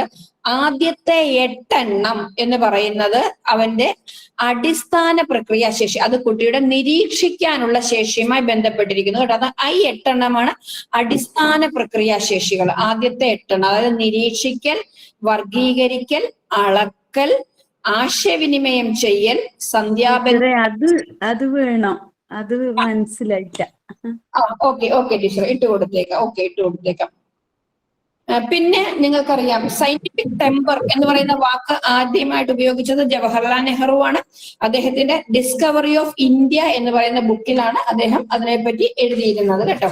സയന്റിഫിക് ടെമ്പർ, യുക്തിപൂർവ്വം വിവേകത്തോടെ ചിന്തിക്കാനുള്ള മനസ്ഥിതിയാണ് സയന്റിഫിക് ടെമ്പർ എന്ന് പറയുന്നത്. അത് ഓർത്തോണം, ജവഹർലാൽ നെഹ്റു ആണ്. ഓക്കെ, ഇനി അടുത്ത ഒരു ടീച്ചറെ അതൊന്ന് പറയോ ടീച്ചറെ? അത് പൂർണ്ണമായില്ല, മനസ്സിലായില്ല. സയന്റിഫിക് ടെമ്പർ പറയോ? സയന്റിഫിക് ടെമ്പർ ആണോ? അതെ. അതെന്താണ് എന്ന് നിങ്ങൾ പഠിക്കേണ്ട ടീച്ചർ. ജവഹർലാൽ നെഹ്റുവിൻ്റെതാണത് ആ വാക്ക്. സയന്റിഫിക് ടെമ്പർ എന്ന് പറയുന്ന വാക്ക് ജവഹർലാൽ നെഹ്റുവിൻ്റെതാണ്. വാക്ക് സംഭാവന നൽകിയത് ജവഹർലാൽ നെഹ്റു ആണ്. അദ്ദേഹത്തിന്റെ ഡിസ്കവറി ഓഫ് ഇന്ത്യ എന്ന് പറയുന്ന ബുക്കിലാണ് അതുള്ളത്. Discovery of India. ഇനി അടുത്ത് പറയുന്നത് ശാസ്ത്രീയ രീതിയുടെ ഘട്ടങ്ങളാണ്. അത് പലപ്പോഴും ക്വസ്റ്റൻ അത് ചോദിച്ചിട്ടുണ്ട്. അത് ചോദിക്കുന്നത് എങ്ങനെയാണെന്ന് അതിനകത്തില് 7 ഘട്ടങ്ങളുണ്ട്. ആ ഘട്ടങ്ങളിൽ ഏതെങ്കിലും ഒന്ന് ബ്ലാങ്ക് ആയിട്ട് ഇടും. അങ്ങനെയായിരിക്കും അത് ചോദിക്കുന്നത്. ഒന്ന് പ്രശ്നം അനുഭവപ്പെടൽ, ഒന്ന് എഴുതിക്കോളൂ. പ്രശ്നം അനുഭവപ്പെടൽ, വേഗം എഴുതണേ. പ്രശ്നം അനുഭവപ്പെടൽ, ഒരാരോ കൊടുക്കുന്നു, താഴോട്ട് ഒരാരോ കൊടുക്കുക. പ്രശ്നം അനുഭവപ്പെടൽ, താഴോട്ട് ആരോ കൊടുക്കുക. പരികൽപ്പന രൂപീകരിക്കൽ,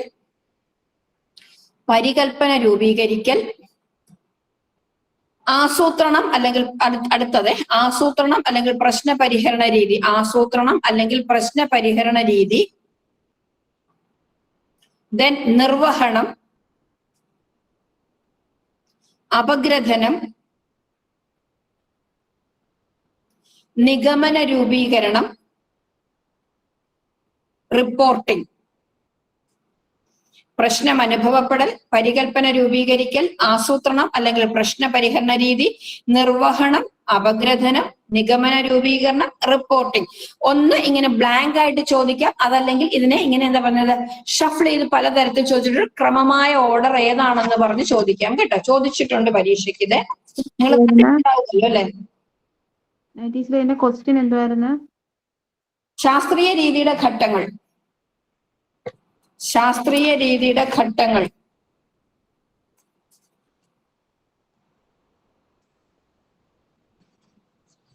ഒന്നുകൂടെ ഒന്ന് പറയാമോ ഘട്ടങ്ങള്?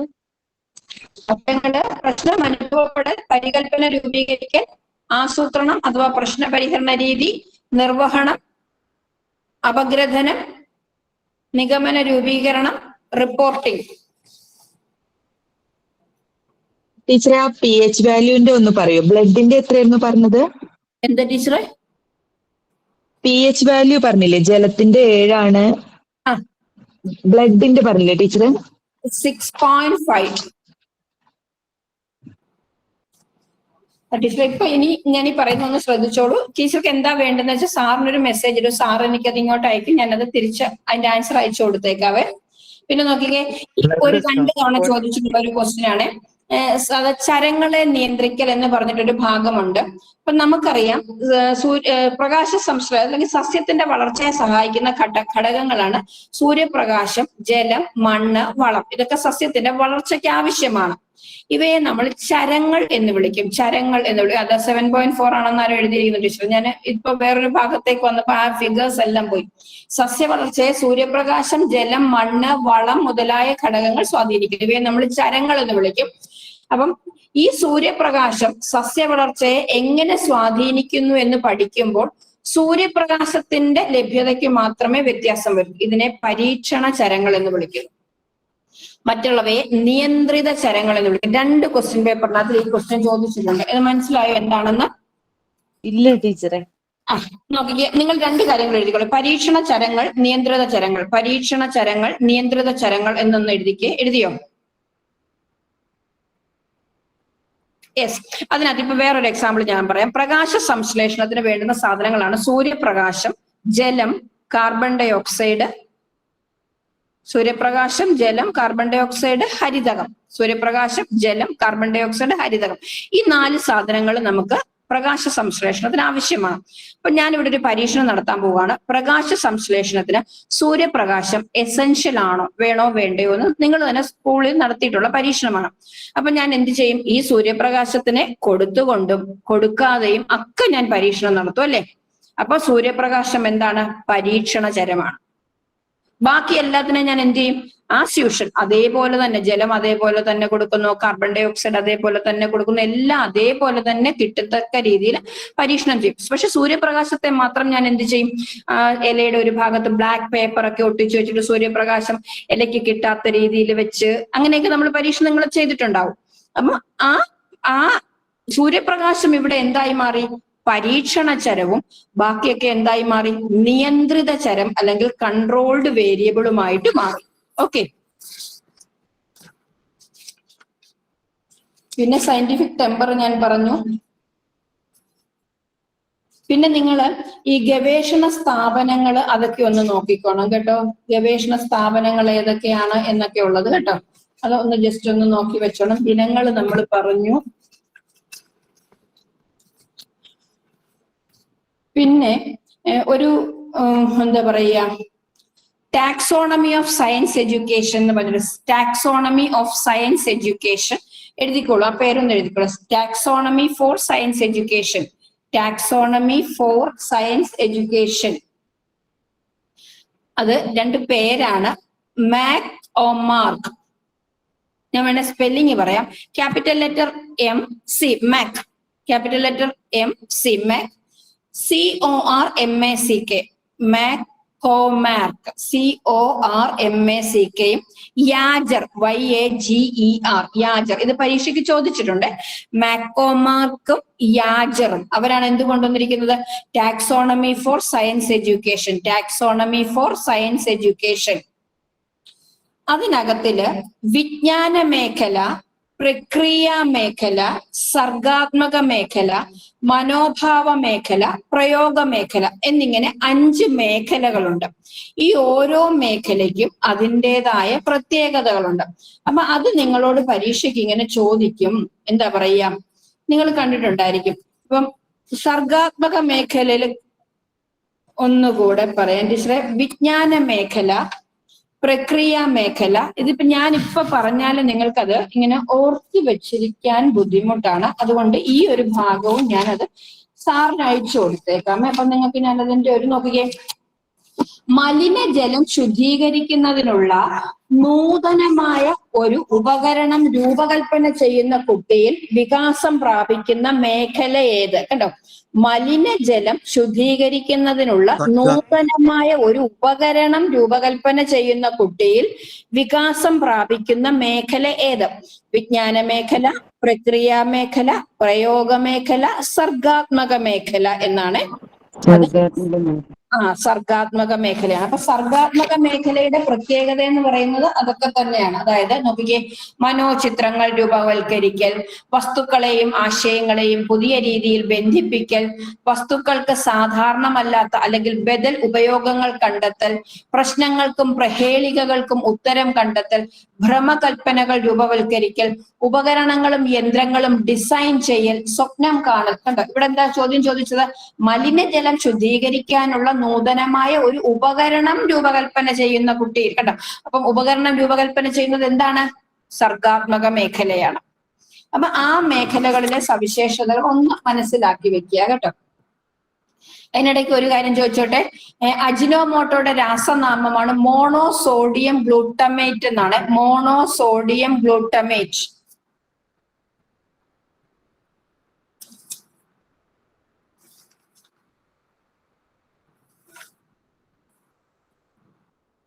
പിന്നെ അടുത്ത ഒരു ക്വസ്റ്റ്യൻ, അന്വേഷണാത്മക പഠനം 5E, മുമ്പേ പറഞ്ഞ 5Eയില് ഏറ്റവും കൂടുതൽ എണ്ണം പ്രക്രിയാശേഷികളുടെ വികാസം സാധ്യമാകുന്ന ഘട്ടമാണ് എക്സ്പ്ലോർ.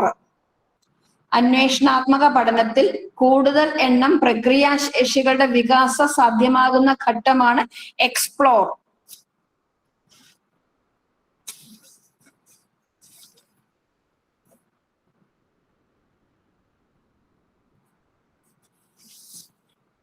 നോക്കിക്കേ, വ്യാഴം ഒരു ക്വസ്റ്റ്യൻ ആണ്. വ്യാഴം, ശനി എന്നീ ഉപഗ്രഹങ്ങളുടെ സാമ്യ വ്യത്യാസം ഫലപ്രദമായി രേഖപ്പെടുത്താൻ ഏറ്റവും ഉചിതമായ സങ്കേതം ഏതാണെന്നാണ് ചോദിച്ചിരിക്കുന്നത്.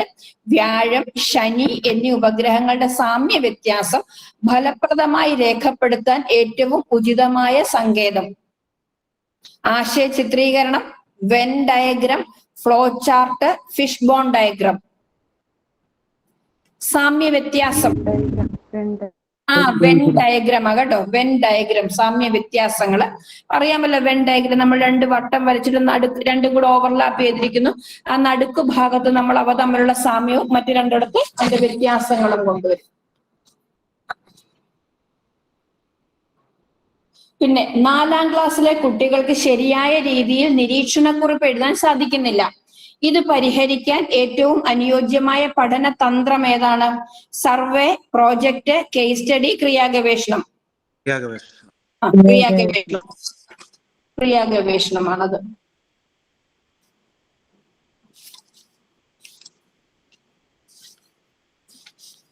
പിന്നെ നിങ്ങൾക്ക് പിന്നെ വിദ്യാലയത്തിന് ചുറ്റുമുള്ള പഠന വിഭാഗങ്ങളുടെ ചിത്രീകരണം.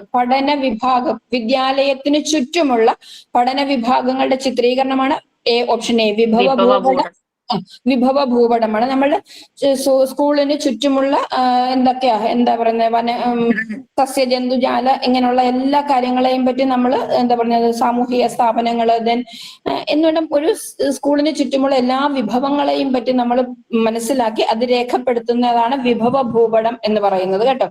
റിസോഴ്സ് മാപ്പ് എന്ന് പറയുമ്പോൾ റിസോഴ്സ് മാപ്പ് അഥവാ വിഭവ ഭൂപടം. പിന്നെ സെപ്പ് അറിയാമല്ലോ, പഠന പുരോഗതി രേഖ എന്ന് പറയുന്നത്. പഠന പുരോഗതി രേഖ അത് കുട്ടിയുടെ നിരന്തര വിലയിരുത്തല്, ടേം വിലയിരുത്തല്, സാമൂഹിക വൈകാരിക മേഖലയിലെ വിലയിരുത്തൽ എല്ലാം ഉൾപ്പെടുത്തിയാണ് നമ്മൾ എന്തുണ്ടാക്കുന്നത്? സെപ്പ്, സ്റ്റുഡന്റ് ഇവാലുവേഷൻ പ്രൊഫൈൽ എന്നാണ് സെപ്പ്. നിരന്തര വിലയിരുത്തൽ, ടേം വിലയിരുത്തൽ, സാമൂഹിക വൈകാരിക മേഖലയിലെ വിലയിരുത്തൽ, ഇതെല്ലാം നമ്മൾ സെപ്പിൽ രേഖപ്പെടുത്തും. അടുത്തത് പാഠാസൂത്രണം, ദൈനംദിനാസൂത്രണം. പാഠാസൂത്രണത്തിലെ ഏത് ഭാഗമാണ് ടീച്ചറുടെ സ്വയം വിലയിരുത്തലിന് ഏറ്റവും കൂടുതൽ സഹായിക്കുന്നത്? പ്രാഥമിക വിവരങ്ങൾ, പ്രതിഫലനാത്മക കുറിപ്പ്, വിലയിരുത്തൽ പേജ്, പ്രക്രിയ പേജ്.